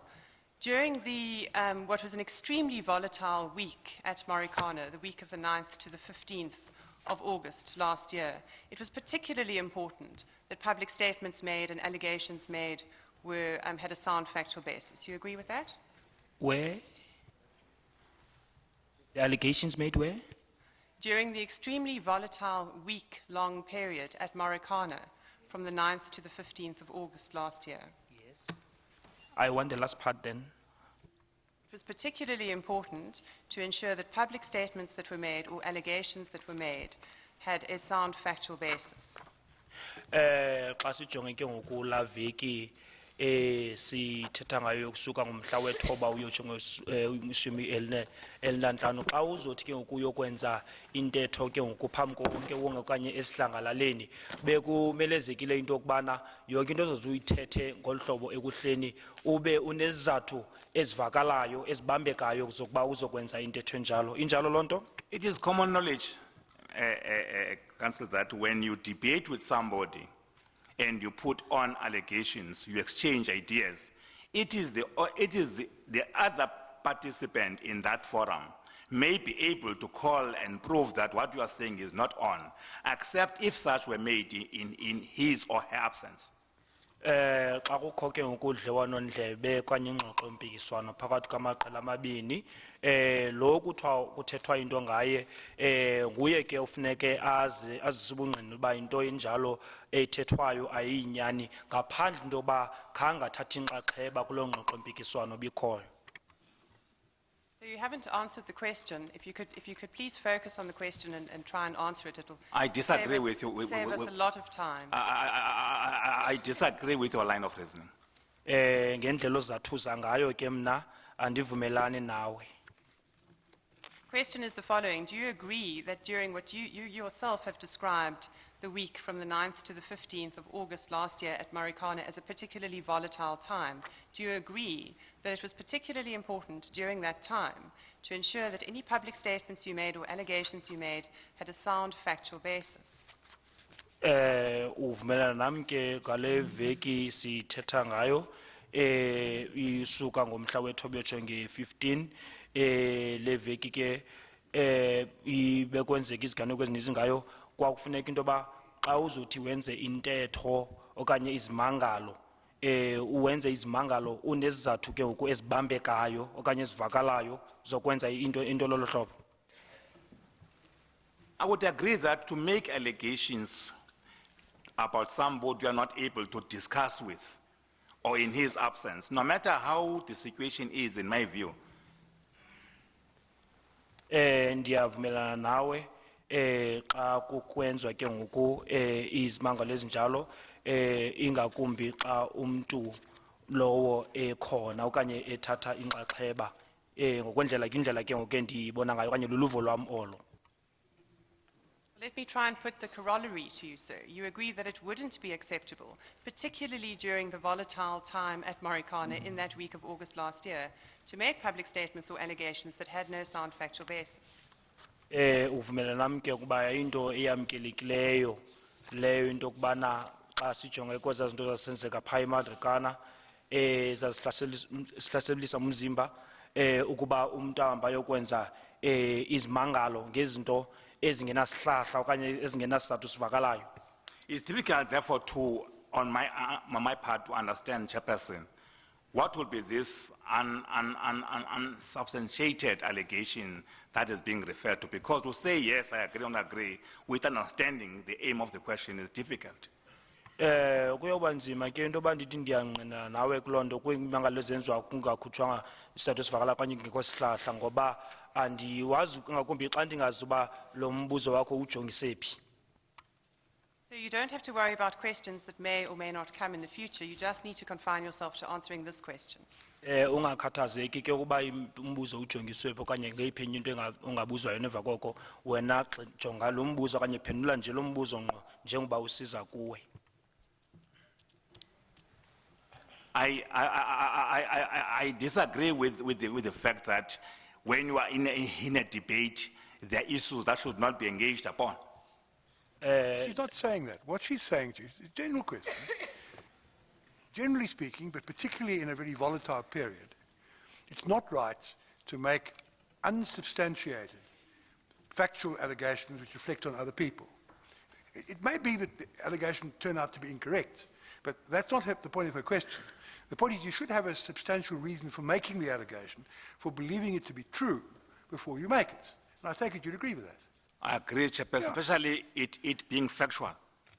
Ndiyavumela ke into yokuba ungakwazi ukwenza isimangalo okanye uthethe into ngomnye okanye esidlangalaleni ngento oyazi into yoba nawe unesizathu esivakalayo okanye kukho into evakalayo izathu onazo ezivakalayo ukuba ungenza intetho lolo hlobo. We will see if the question you expect is going to come. Sizawubona uba le mbuzo ke ngoba ulindele uba uzawubuzwa na. Perhaps a little later. We might start by looking at Impala, what happened at Impala, Mr. Zakwana. And earlier this morning, the chairperson referred you to the article by Carol Payton, that is Exhibit XX8. If you could get that in front of you, please. Ndifuna ke sithi Yes. xa siye kwinto zase-Impala ke ngoku sike sijonge ukuba bungqina kubizwa phaa kule commission njengo-XX8. I have that. Good. Ndiyiphethe. That article quotes Paul Dunn of Implats as saying that during the 2011 wage negotiations, the Impala management had proposed that RDOs get a salary adjustment, and that proposal had been opposed by NUM. And you said that that was false as far as NUM is concerned. Is that correct? Uyayibeka ke lo mfo yena apha lo mfo ubizwa bani nguPaul Dunn. Uyatsho into yoba ngo-2011 ke kwabakho isithembiso senziwa ke ngoku Impala into yokuba kuzonyuselwa bona ke ngoku abantu abo kodwa ke into leyo eyaye yachaswa yiNUM wena uthe wena ayinyaniso loo nto leyo. I still say that, according to my information from those who were negotiating, it's untrue. Ndisatsho nangoku kwaye ngengxelo yabo babethatha inxaxheba kuthethwathethwano okanye kwingxoxo leyo loo nto leyo ayiyinyaniso. And you'll see that in the article, Carol Payton, in fact, quotes Paul Dunn. She actually quotes what he says. Do you see that at the top of the of the second page. Uyabona phezulu kuphepha lesibini apho ke ngoku Carol Payton ingathi ke ngoku uyakota amazwi ayiphuma mngqo emlonyeni wale ndoda imhlophe.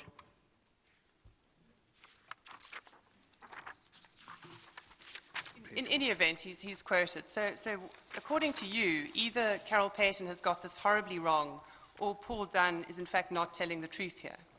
Is that correct?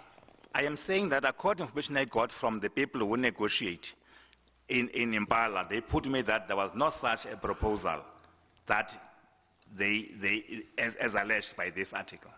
Ngokuya ke kwabo ke babethatha inxaxheba kwi ababese Impala baye bandinika ingxelo yokuba akho nto injalo eyenzekayo ayikho loo nto leyo xa sithetha ke ngesithembiso esasenziwa ngumqeshi. Now, this article is published in something called Investor Monthly, and I must apologize, Chair, I was given the wrong information previously. It's not, in fact, the Mining Weekly, it's the Investor Monthly, which is a publication by Business Day. So you'll see the letters IM on this exhibit, that refers to Investor Monthly, but this article was also published in Business Day. You understand that? Sindenze impazamo ke ngaphambili ke ngoku ndayibiza ngolunye uhlobo kodwa ke kuthiwa ke ngoku eli phephandaba la papashwayo libizwa Investor Monthly kodwa ke belikapapashwa nayiyo i-Business Day. Uyayibona loo nto leyo? I see IM feature written there. Ndibona ke pha phezulu kubhalwe u-IM feature ngesilungu. And this same allegation, the allegation that this proposal was made by Implats Management and opposed by NUM, was also made in another article by a gentleman by the name of Gavin Hartford. Le nto ke ngoku yayenzeke pha Implats apho kwenziwa isithembiso ekuthiwa yasichasa inum iye yenziwa ke ngoku na kwelinye iphephandaba elipapashwa ngulo kuthiwa nguGavin Hatfield. Uyibona loo nto leyo? I heard that, yes. Ndivile. Do you know Mr. Hartford? Lo mhlobo lo mfo kuthiwa nguHatfield yena uyamazi? I've seen him, I've met him, I've worked with him. Ndake ndambona ndadibana naye ndasebenza naye. In what capacity have you worked with him? Nje ixesha wawusebenza naye wawusebenza njengantoni? We requested his services as an advisor on the ESOPs. Up until- Sacela ke ngokuba ibe ngumcebisi wethu kwiinto ze-ESOPs. Until there was a problem at the ESOPs of one mine in Rustenburg where workers were cheated and he could not pick it, and our working arrangements ended there. Ngoku kwaye kwabakho ingxaki ngoku apho kwi-ESOPs apho ke ngoku ku mine enye abasebenzi baye baqhathwa kwaye zange loo nto leyo akwazi ukuthi azoyi uyipapasha ke ngoku intsebenziswano yethu iye To yaphela be precise, as an advisor, he was supposed to have shown us the fact that shares intended for workers were not allocated to workers. I won't go deeper into details because I don't think it has much to do with the commission. andizongena nzulu ke kuyo leyo kodwa into okufuneka sicebise yona sixelele into okubana izabelo efuneke ngoku abasebenzi baxhamle kuzo phofu ke babengaxhamli. Response, I see that Mr. Hartford makes this allegation, page 4 of Exhibit XX7. But I take it the point of your cross-examination, which I hope you'll get to soon, is that here was a publication which was not denied. If that's so, if it was denied, then that's a different matter. It was not denied, and the next question is whether they knew about it, and if they didn't know about it, the fact they didn't deny it doesn't mean anything. If they did know about it and didn't deny it, then you can draw an inference. But I mean, isn't that the way to go forward rather than dealing with Mr. Hartford's record as a consultant acting for the union? I mean, that's going to take us any further, isn't it? Yes, I wasn't going to dwell on that, Chair. That is where I was going. So now, did you hear about this allegation, the allegation that we've referred to in these two articles? Did you hear of it? Uke wava ke ngezi izitsholo. Yes, I did. Zenziwa, Hence- kula maphepha ndaba mabini. Hence, I checked with the people who were negotiating. Ewe sendeva ilonto ke undaye ndaqinisekisa nakubantu abo bebenza ke lo msebenzi wobamba ingxoxo. And you agree with me that it's an extremely serious allegation? Uvumela nami ke ngoku yinto ke ngoku leyo enobuzaza kakhulu. I would take it serious if the people who make it, especially Mr. Paul Dunn, with respect to him, that he was in a company that could not manage the same situation, plunged to the same strike. I don't think that his advice or opinion should be taken as the expert opinion, because Impala was also swimming in the same pool that Lawman was in. Andiqondo ba ke ngoku singayithathela ingqalelo into ayithethayo nalo Paul Dunn leyo ngokubana Impala yayinalo ngxaki yathi nayo iLawman yabhekana kunye nayo ngokuba kwakhona kwayena lo Paul Dunn lo uluvo lwakhe ayiluluvo lengcaphephe okanye lwenxushe. To come to your question, I still stand by the views of our negotiators to the fact that no such a proposal was made. And I repeat to say that proposals are made in writing, not a question of verbal exchange of views. Disamikwe lo ke ngoku lalithethwa ngababethu babamba ingxoxo into ba akukho into injalo eyake yathwa yathenjiswa kanye kwaziwa nayo ngaphambili ngokuba xa kukho into ithembisayo awuthethi nje ngomlomo into enjalo kodwa kufuneka ubhale phansi. I would, forgive me, Ms. Barnes, for interfering, but I'm trying to keep this within manageable limits. The issue isn't whether what Mr. Dunn said was correct. The question is, the issue is, if it's reasonably likely that this allegation came to the notice of the RDOs at Lawman, it might have influenced their conduct in acting as they did. But that's the one aspect. But the other aspect is, again, if the allegation was made in a well-circulated Audit Bureau of Circulation audited newspaper, in which this allegation was made, then the failure to answer it might be a foolish conduct on the part of the person who fails to answer. Those are the 2 points, aren't they? So perhaps we can avoid these side issues, interesting though they may be on other occasions, and concentrate on the two matters that are pertinent here. Both the articles that we have referred to, sir, both take the view that this fact, that this allegation, let's call it an allegation for the moment, triggered the Impala strike and triggered the violence that followed. You see that? Komabini ke lamaphephandaba achaza into kubana lento iyenzekayo kanye lento bayichazayo yiyo eyaba ngunobangela woqhankqalazo elakhokhelela kwizidubedube. Uyayibona lonto leyo? Thanks, Chairperson. I disagree with that. And I want to say why I disagree with it. I disagree with it on the basis that no proof has been shown to say, while Mr. Paul Dunn says this, there's this evidence as maybe a document that shows or that details the process of negotiations. And I went deep on the question of the other author of the same article.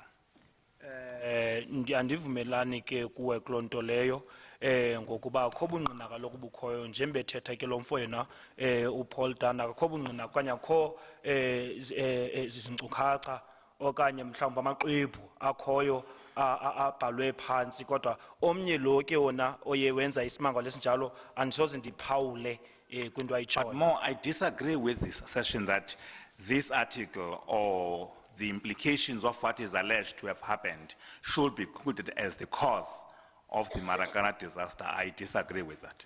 Xa kuthiwa ke ngoku lonto yenzekayo njengoba kutshiwo kula maphephandaba yiyo eyaba nefuthe okanye yakhokhelela kwinto eyenzeka eMarikana hayi ke kuleyo ndikhaba ngawumane andivumelani nawo. Yes, but so the point is that this was in the public domain at the end of last year and even before that.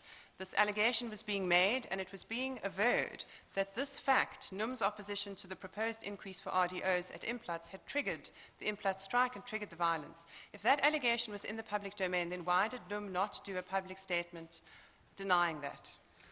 ukuba ke ngokwezinto zaye zapapashwa kumaphephandaba kwathiwa lento yokuba inum ichase isithembiso esabekwa phambili ngumqeshi yiyo ke yabanefuthe okanye yakhokelela kuqhankqalazo. Kutheni nayo ke ngoku intom ingazange ize ezihlangalaleni izocacisa kuwonke wonke into yokuba zonke ezo zinto zithethwayo ngamampunge?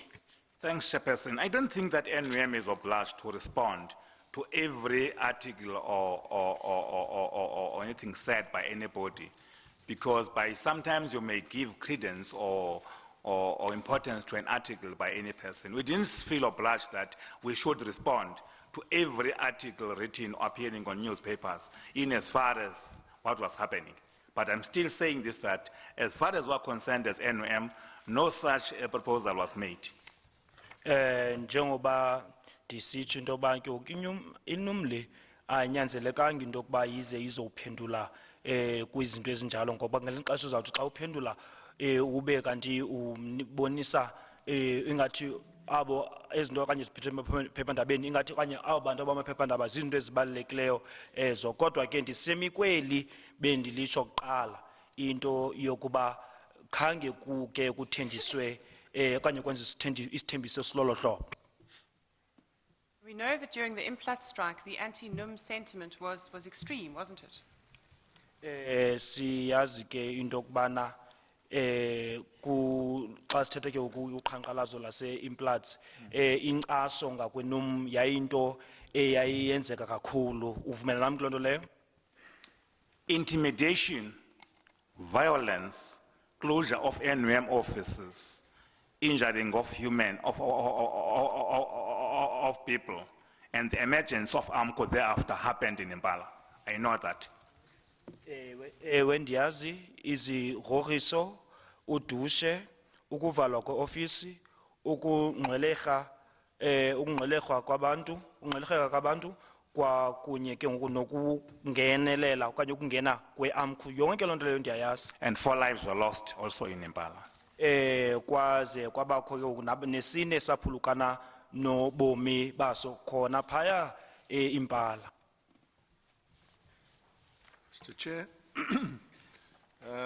could I ask my learned friend, in view of the proposition that these events at Impala had triggered those at Marikana, that she deal with the fact that the dates of the publication that appear in this document are September 26 to October 30, 2012.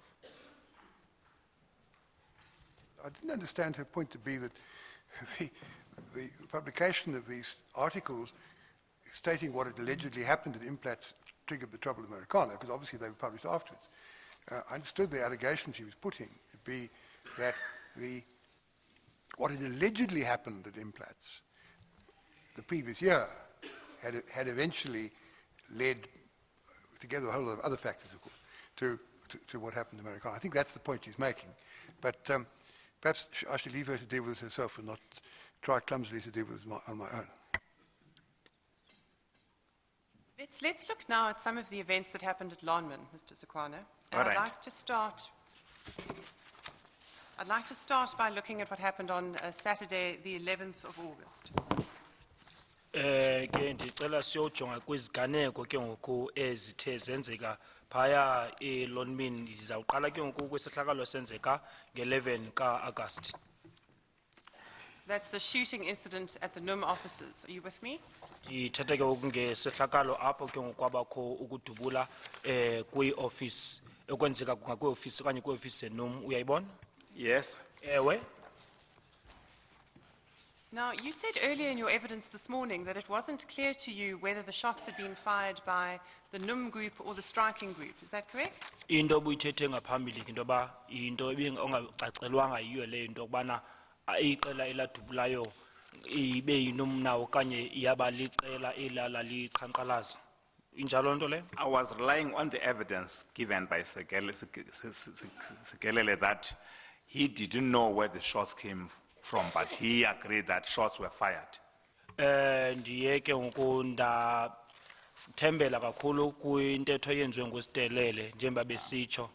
So the Gegeleza, who was present during the incident, Le lento ithethwe nguGegeleza owayekhona ngexesha senseka into yokuba waziva izithonga kodwa akazi into yokuba yayengubani okanye yayengubani lo wayedubula. I find that quite strange, Mr. Zukwana, because in NUM's opening statement before the Commission, it was stated that the firearms had been fired by NUM members. And I'd like to read the relevant portion. It's paragraph 15 of NUM's opening statement, which says, although there already appear to be differing versions regarding this incident, NUM will in due course lead evidence that in the circumstances the use of firearms by NUM members was justified. Now, did you, as the president of NUM, not know that those guns had in fact been fired by NUM members? Ndiyamangala ke ngoku xa uzoyithetha ngolu hlobo bawo uzokwana ngokuba nakwintetho okanye statement abavule ngazo ke abenum bayachaza into okubana abantu ke abadubulayo yaba ngaba benum kodwa ke kwabakho izathu ezivakalayo ezikhoyo ngeso senzeko eso ufuna ukuthi ngamanye amazwi bungenalwazi ngalonto leyo. NUM became aware of the shooting incident on the day in question. I-NUM yaba nolwazi ke ngeso sihlakalo okanye isiganeko sokudubula ngalo mini. And what made it difficult for us to comprehend thoroughly was the fact that the shooting as raised by the president of AMCU was as if 2 people have been killed on the day in question. Into oyabanzima ke ngoku okanye sasingakwazi ukuthi siginye ingene kakuhle into kuba abantu ababini kwesohlakalo ke ngoku baye basweleka bedutyulwa i-NUM. But while here I understood that yes, shots were fired and 2 people have been injured, and it is contained in the statement of the mine security. Kodwa into endiyaziyo leyo into yokuba abantu ababini badutyulwa bafumana ukwenzakala kwaye loo nto ikhankanywa okanye ichaziwe nakwi-statement sonogada. So you knew before you started giving evidence in this commission that the shots had been fired by the NUM group, is that correct? Busazi naphambi uba uzonika ubungqina kule commission into yokuba abo badubulayo yayingabantu benum injalo loo nto? Not that was NUM people. I became aware during the course that those shots were fired from NUM office, as Kegelele's statement is showing, and the statement of the mine security is showing. Not hayi into yokuba yinum lidubulayo kodwa ke ukudubula ukwenzeka kwiofisi zenum njemba i-statement eso sikabani? Stelele. Kuchazwa ke ngoku kwi-statement sakaStelele kwa nakwi-statement sonogada. Now, you testified in your evidence yesterday that you weren't informed about the incident on the 11th of August, is that correct? Utshilo ke into yokuba uchazelwe ke ngesihlakalo eso okanye isiganeko nge-11 ka-Agasti impendulo kaba uzokwana ngu-ewe. Is the answer yes? Yes, it was during the SAFM interview with the president of AMCU, who raised the fact that NUM have shot and killed 2 of their members during a protest to NUM office. Weke lonto yenzeka pha ku SAFM ngelixesha kwakho udliwanondlebe kwakunye ne president ye AMCU apho wayenza isimangalo isityholo sokuba abantu be-NUM badubula baze babulala amalungu ababini okanye abantu ababini. So are you saying you weren't told about the shooting incident when you went to visit the local branch on Sunday the 12th of August? To be honest with you, that debate never occurred, as we were concerned about the fact that 2 people have been killed and that the situation was bad. And my concern was to ensure that no further killings take place. I only became aware of this incident when we're having the interview with the president of AMCU, Mr. Matunjwa. Ndiye ndaba nalo ulwazi ke walonto leyo okanye eso sehlakalo eso ngelixesha ke ngoku sasinengxoxo leyo mpikiswano sasinayo no president we AMCU umnumzana lo umhlekazi uMathunjwa. If you look at your statement, sir, page 3, paragraph 12, it was Mr. Bongo that phoned you on the 12th of August and told you what was happening at Lonmin, and it was in response to that telephone call that you went there. Is that correct? Hold on, please. Take my statement. Page Page 3, paragraph 12.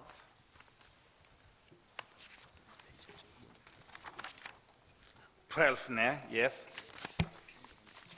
Can you repeat your question because we didn't hear you?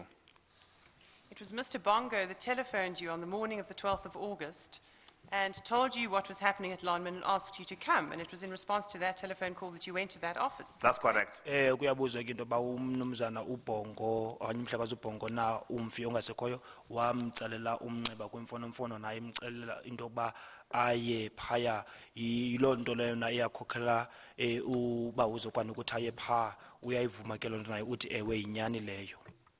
Mr. Bongo was the one who'd handed out the weapons to the people the day before when the office was under attack. Isn't that correct? Kwaye umhlekazi lo umfi uBongo nguye ke lo wayenika amanye amalungu izixhobo ngemini edlulileyo. Such statements have been made to that effect since I was not at the office and I could not speak to the late Mr. Bongo. I could not verify that, but that has been led in this commission. Lonto ke ngoku ikhankanyo kanye yavela apha kule commission nangona ke mna ndandingekho apho into kuba ngokwam ndize ndizozinqinisisa ezo zinto ezo kodwa lonto iye yathethwa apho. Are you saying that Mr. Bongo didn't tell you about what had happened the previous day?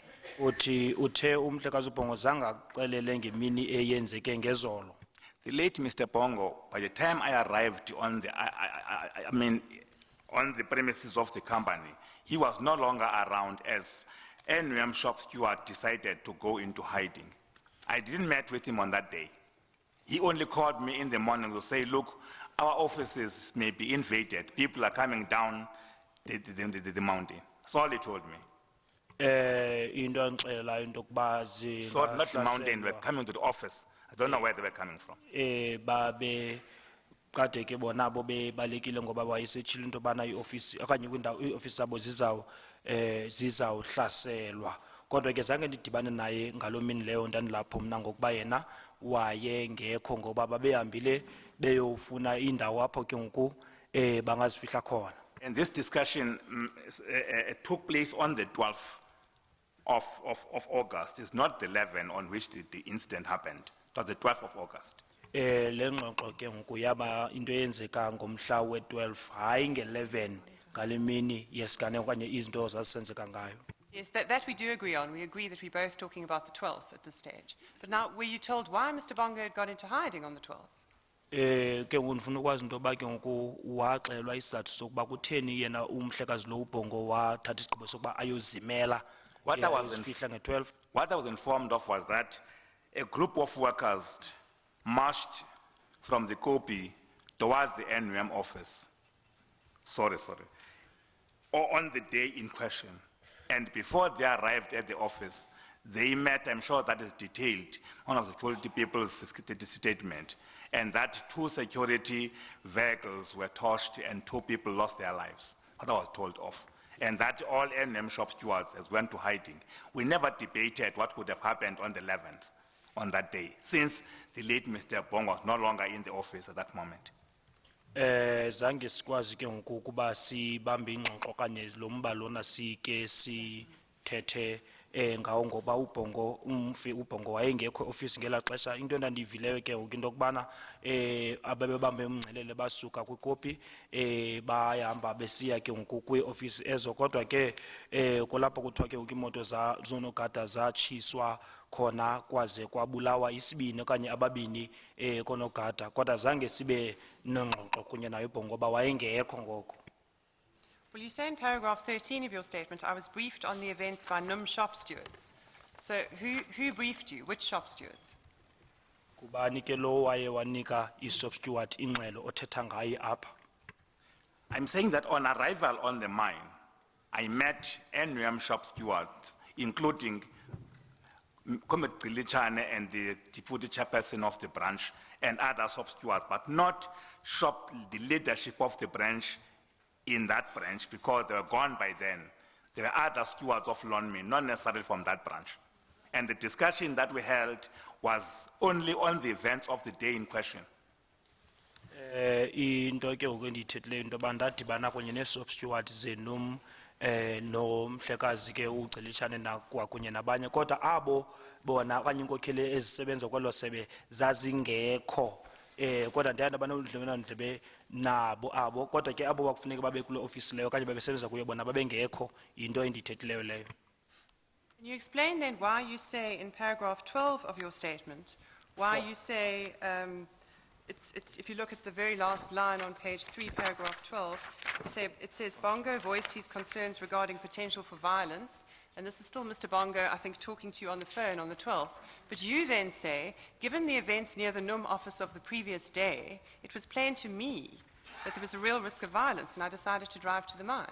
Can you explain why you say that in your statement if you hadn't been told anything about the events of the 11th on the 12th? Utsho ke ngoku apha kwi-statement sakhe into yoba ke ngoku uBhongo waye ke ngoku wachaza imbilini yakhe eveza inkxalabo yakhe ngento okanye ngodushe alalohle lenzeke uthi ke ngoku ngenxa yesihlakalo esenzeke kwi-ofisi yenum ngemini yangezolo kwawucacile kum into yoba ke ngoku kwakukho ubungozi bokuba ngabakho udushe ndathatha isigqibo soba ndiqhube ke ngoku ndiye apho kwimayini. Yes, that statement refers to the discussion with Bongo on the 12th. And it is him who refers to me that it is not the first attempt to invade the NUM office. But we don't go to details as to what was the previous day. Up until I met with the president of AMCO, who told me or who alleged that NUM has killed the people at its offices. Ke ngoku ingxoxo ndaba nayo naye but ngomhla we-12 apho wandichazela khona into yokuba babengaqali ke ukuza abantu ukuze bazohlasela okanye bezokwenza udala umonakalo kwi-ofisi kodwa ndathi into yodibana kunye nalo wayephethe ngaphezulu nguye ke ngoku owandichazelayo into yokuba intlekele eyenzekayo ngabaqhankqalazi eyenziwa ngabo. Were you not aware, sir, of a rumor that began circulating that 2 people had been killed in that shooting incident on the 11th of August? Zanguve ke lo magelawo into yokuba abantu babini baye basweleka bedutyulwa ngesiganeko okanye isihlakalo esenzeka ngalamhla we-11. No, I never heard about that on the 12th. As I'm saying that what was debated on the 12th was the issue of the fact that there was this incident where 2 security guys were killed, and I could see the cars that were being towed, one of the cars being towed from the event. We never went to debate as to what happened up until the 15th when we were debating with the president of AMCO that this matter was raised. Zange ke singene kuwo lo mba lowo umhla weshumi elinanye kodwa into esasikade ichazwa okanye ithethwa apho yile yaba bafo ke ngoku bonogada abaye bona basweleka kunye nemoto ezo zaye zatshiswa nam ke ndazibonela ngokwam ngawamamehlo ezo moto zazitshisiwe kodwa ke le miba yona yokudutyulwa kwabantu ke kwi-ofisi kanye kakunom ngumba owathi wavela ke ngoku ngomhla we-15 ngeli xesha sasibambe ingxoxo-mpikiswano. Now, during that meeting that you had on the 12th of August, did you ask the local shop stewards that you met with what the discussions had been with the RDOs at Lonman? Ezi shop steward ke zawukubabuza into bana kwaku yayindoni ingxoxo ke ngoku yayikho phakathi kwe-Lonmin ne-RDO. Thanks, Chairperson. I think the scenario or the events of that day could not have been possible to deal with those matters. What we dealt on that day was the fact that 2 people have been killed and the violence was ongoing. And we never detailed as to what could have been the discussion or discussions. We're only looking at means of preventing further deaths. Ngenxa yeziganeko okanye izinto ezasenzeka ngelo xesha kwaye zange kwazi kwenzeka into yoba sikwazi ukuxoxa okanye kwenzeka into enjalo ngoba sasiphicotha lo mba okanye sixoxa lo mba wanogada baswelekileyo sibona ke sifuna uqonda uba ngeyiphi imigudu esingayenza ukuzama ukunqanda okanye ukuthintela into yoba into enje ingaqhubeke ukwenzeka into ezifana nezidubedube ezo zazisenzeka. Are you telling this commission, sir, that you did not ask the local leadership at your meeting with them on the 12th of August what the RDOs were striking about and what NUM's position was in relation to their strike? Ufuna ukuthi kum ke zange ubuze ke kwezo nkokheli ezo into yokubana yintoni unobangela weli qhankqalazo elo kwaye yintoni isizathu okanye yonke into ekhokhela kule nto leyo ibe yintoni unobangela wayo na? Chairperson, I never raised that because of concern to me was the fact that 2 lives have been lost of people who were trying to protect mine property and the possibility of further death. I was told more of possible other incidents happening than to deal with what could have been the cause. To me, the cause would have come when we were after the situation has been quelled. At that moment, it was making sure that no further incidents happened. Ixhala lam ke happens. ndandinayo kwakungenxa yesisibini ke abanakade ababini baswelekileyo ke kwaye eyona nto ke ngoku ndandikade ibonika ingaqhubekeka yinto yokubana oludushe ingathi luza kwanda luzawuqhubeka kakhulu kodwa eyona nto ke ngoku iyayilapha kum into yoba ngeyiphi indlela okanye amanyathelo singawathatha ukuqinisekisa into yokubana izidubedube ezo aziqhubekeki. The killings that happened in the context of an unprotected strike, surely it was important to understand the cause of that strike. Xa kukho ukusweleka ukwenzeka kuqhankqalazo olungakho semthethweni kumelezekile kuyanyanzeleka into yokubana nyhani umuntu azokwazi ke unobangela wolo qhankqalazo okanye isizathu yintoni na. Of great concern to me was the levels of violence. Legal strikes have taken place before and they've been dealt with, but this one was causing loss of lives, and I was more concerned about more people being killed than to look at the causes or none thereof. Eyona nto ke ukunda ndixhalabe kakhulu ngayo yindlela esandibona into yokubana ubudushe okanye uzibedube zithe zagabadela ngayo into eyayingamandla eyandixhalabisa kakhulu kukuphulukana okanye kukulahleka kwemiphefumlo yabantu yeyona nto ndandixhalabe yiyo leyo. If you had asked the local leadership what NUM's position was in relation to the strike, you would have got the answer that we see on paragraph 4 on page 1 of the statement of Mr. Setelele. Is that correct? Ukuba wawubuzile unobangela weli qhankqalazo ntoni wawuzofumana ke ngoku impendulo echaziweyo kuparagraph 4 wentetho eyenziwa ngumnumzana uStelele. Inyani loo nto leyo? Chairperson, I've given a statement to say this, that when I arrived on the scene on the 12th, none of the local leaders were available to talk to me. That is Sitelele and others, because at that moment they were in hiding as they believed that their lives were in danger. And I didn't go to hand as to where they were, as to raise the question we are raising, Council. Njengoba bendisenditshilo into yoba ufika kwam nge-12 ke ezo nkokheli ezo zelo sebe lombutho zazingekho ziyozifihla kodwa ke zange ndihambe ndiyokuba ndiyobakhangela okanye ndiyobafuna okanye apho bakhoyo into yoba ndizobabuza ke loo mibuzo ngento ethe yenzeka. Yes, but it's not just Mr. Setelele. It happens to be in his statement, but what the evidence is that a number of meetings were held, and NUM's position at those meetings was consistently that it would be a breach of the 2-year agreement to raise fresh wage demands. So if you'd asked what NUM's position was at Lonman, that's what you would have been told, correct? Uthi ke besebetshilo kubona into yokubana ke ngoku bebengenawukwazi ukuba bangene kwingxoxo baye kwisithebe sengxoxo ngemiba yemivuzo ngoba kwakusekho isivumelwano ngekuso esibabopha bona kunye nenkampani iminyaka emibini ngoko kwakungenakwenzeka into bakwazi ke ngokubuyela kwisithebe sengxoxo ngoba botshwa seso sivumelwano eso. Ukuba ke wena wawunokuya bawo uzokwana uyobabuza ngenobangela okanye kwenzeka ntoni impendulo wawunoyifumana ba unobuza lo mbuzo lowo injalo loo nto leyo? As I have said, when I arrived at Lonmin in the afternoon of the 12th, the shop stewards of NOM, Mr. Stelele included, who was the branch chairperson, were already in hiding. There was no way I could have asked them the question we are referring to. Akho ndlela endingakwazi benokwazi uba ndibabuze lo mbuzo uthetha ngawo ngoba njengoba ndisendichazile bendisendichaza into yoba ufika kwam phaya ngomhla we-12 ke sekumathumbantaka ndathi kufikeni kwam ndafika bengekho ke bona nostele lowo i-shop steward zelo sebe ngoba bengenakwazi uba ndibuze umbuzo njalo Let me abantu clarify, by the way, that in NOM, a shop steward and a branch leader are different people within the union. A shop steward will be a person elected in a section. He doesn't have the authority of making decisions.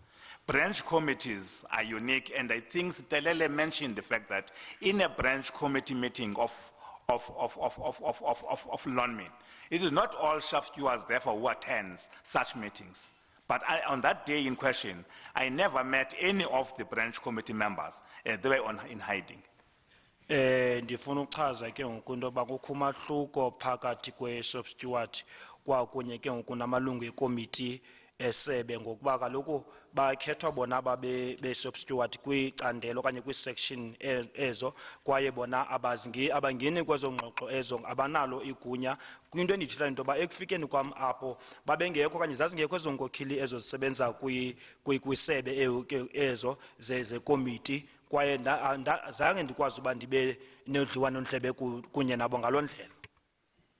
So that's not really the point. The point is that if you'd heard that your local NUM leaders had said to the workers, you can't raise fresh demands, that would be in breach, you would have said, no, that's wrong. We must tell the workers that is wrong. It is possible to raise new demands, it's just not possible to strike over them. Isn't that what you would have said?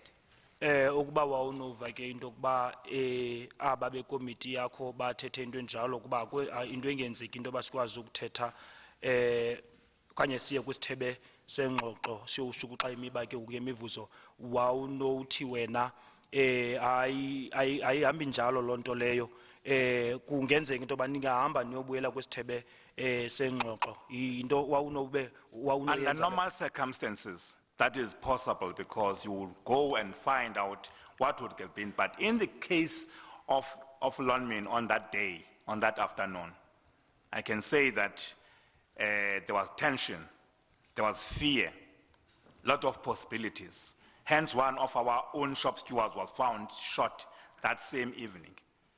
I was concerned that if we don't get immediate people to come and keep law and order, more lives. What concerned me more? I didn't debate the reasons why there was a strike. I debated the issue of violence and how to curb it.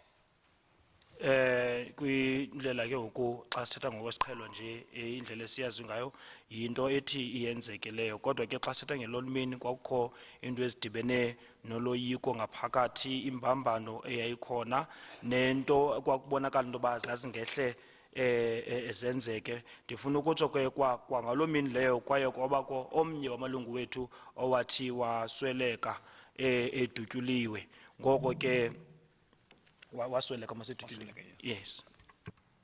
Okay, I see that it's 3 o'clock. Asking you if this was a convenient stage Yes, it would be, thank you, to Chair. take the adjournment. And the circumstances, we will adjourn until, as I indicated earlier, till Tuesday morning at 10 o'clock. On Monday, I understand Mr. Mpofu is going to be consulting with his witnesses after he's arranged with Lonman for the subpoenaed gentleman to come here on Tuesday. Very well. We will adjourn until Tuesday morning at 10 o'clock. Sigqibile namhlanje siyaqhubekeka ngolesibini ngentsimbi ye-10.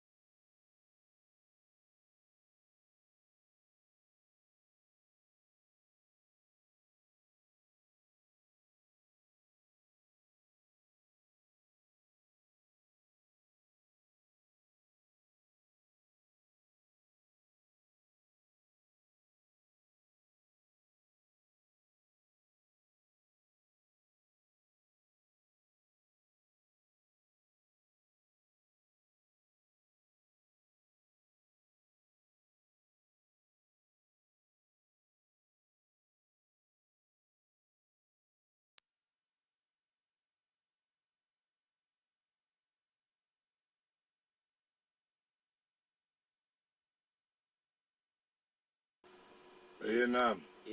Nam staff. Can you hold on for Mr. Propoise? Propoise speaking, who's speaking? Ba? What's a fair? Alright, abuti man. Ke fela la communicate le journalist ya ka hore kuto hore slag sa ha sa re mare ke these people ba nam. Ba am ku ba bola ko nam. Yeah, so I'm not sure about the slag. But I'll phone you to the slag for the key. Or can I go check a line up? No, I got in a party.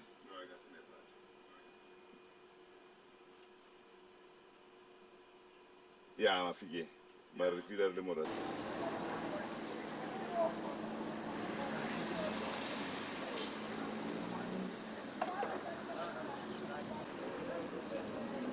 Okay.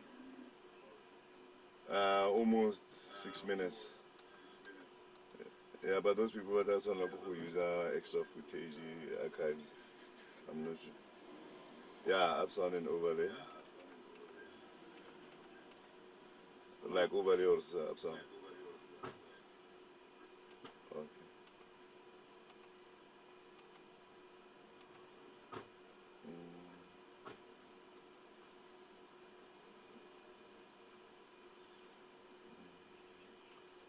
Rolling.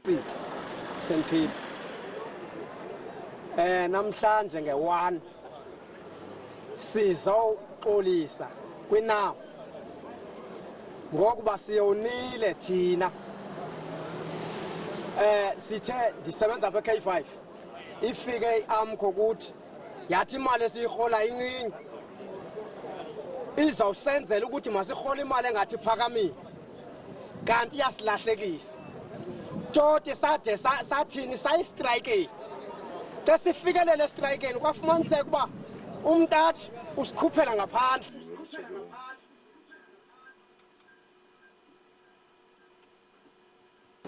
bheka mina ya ungaqala nifunana apha comrade apha sibuyisise kwi-NUM mayisamkele sasiyithile sawujoyina i-AMCO comrade ke ngoku i-AMCO ayisisebenzeli kakuhle kumalungelo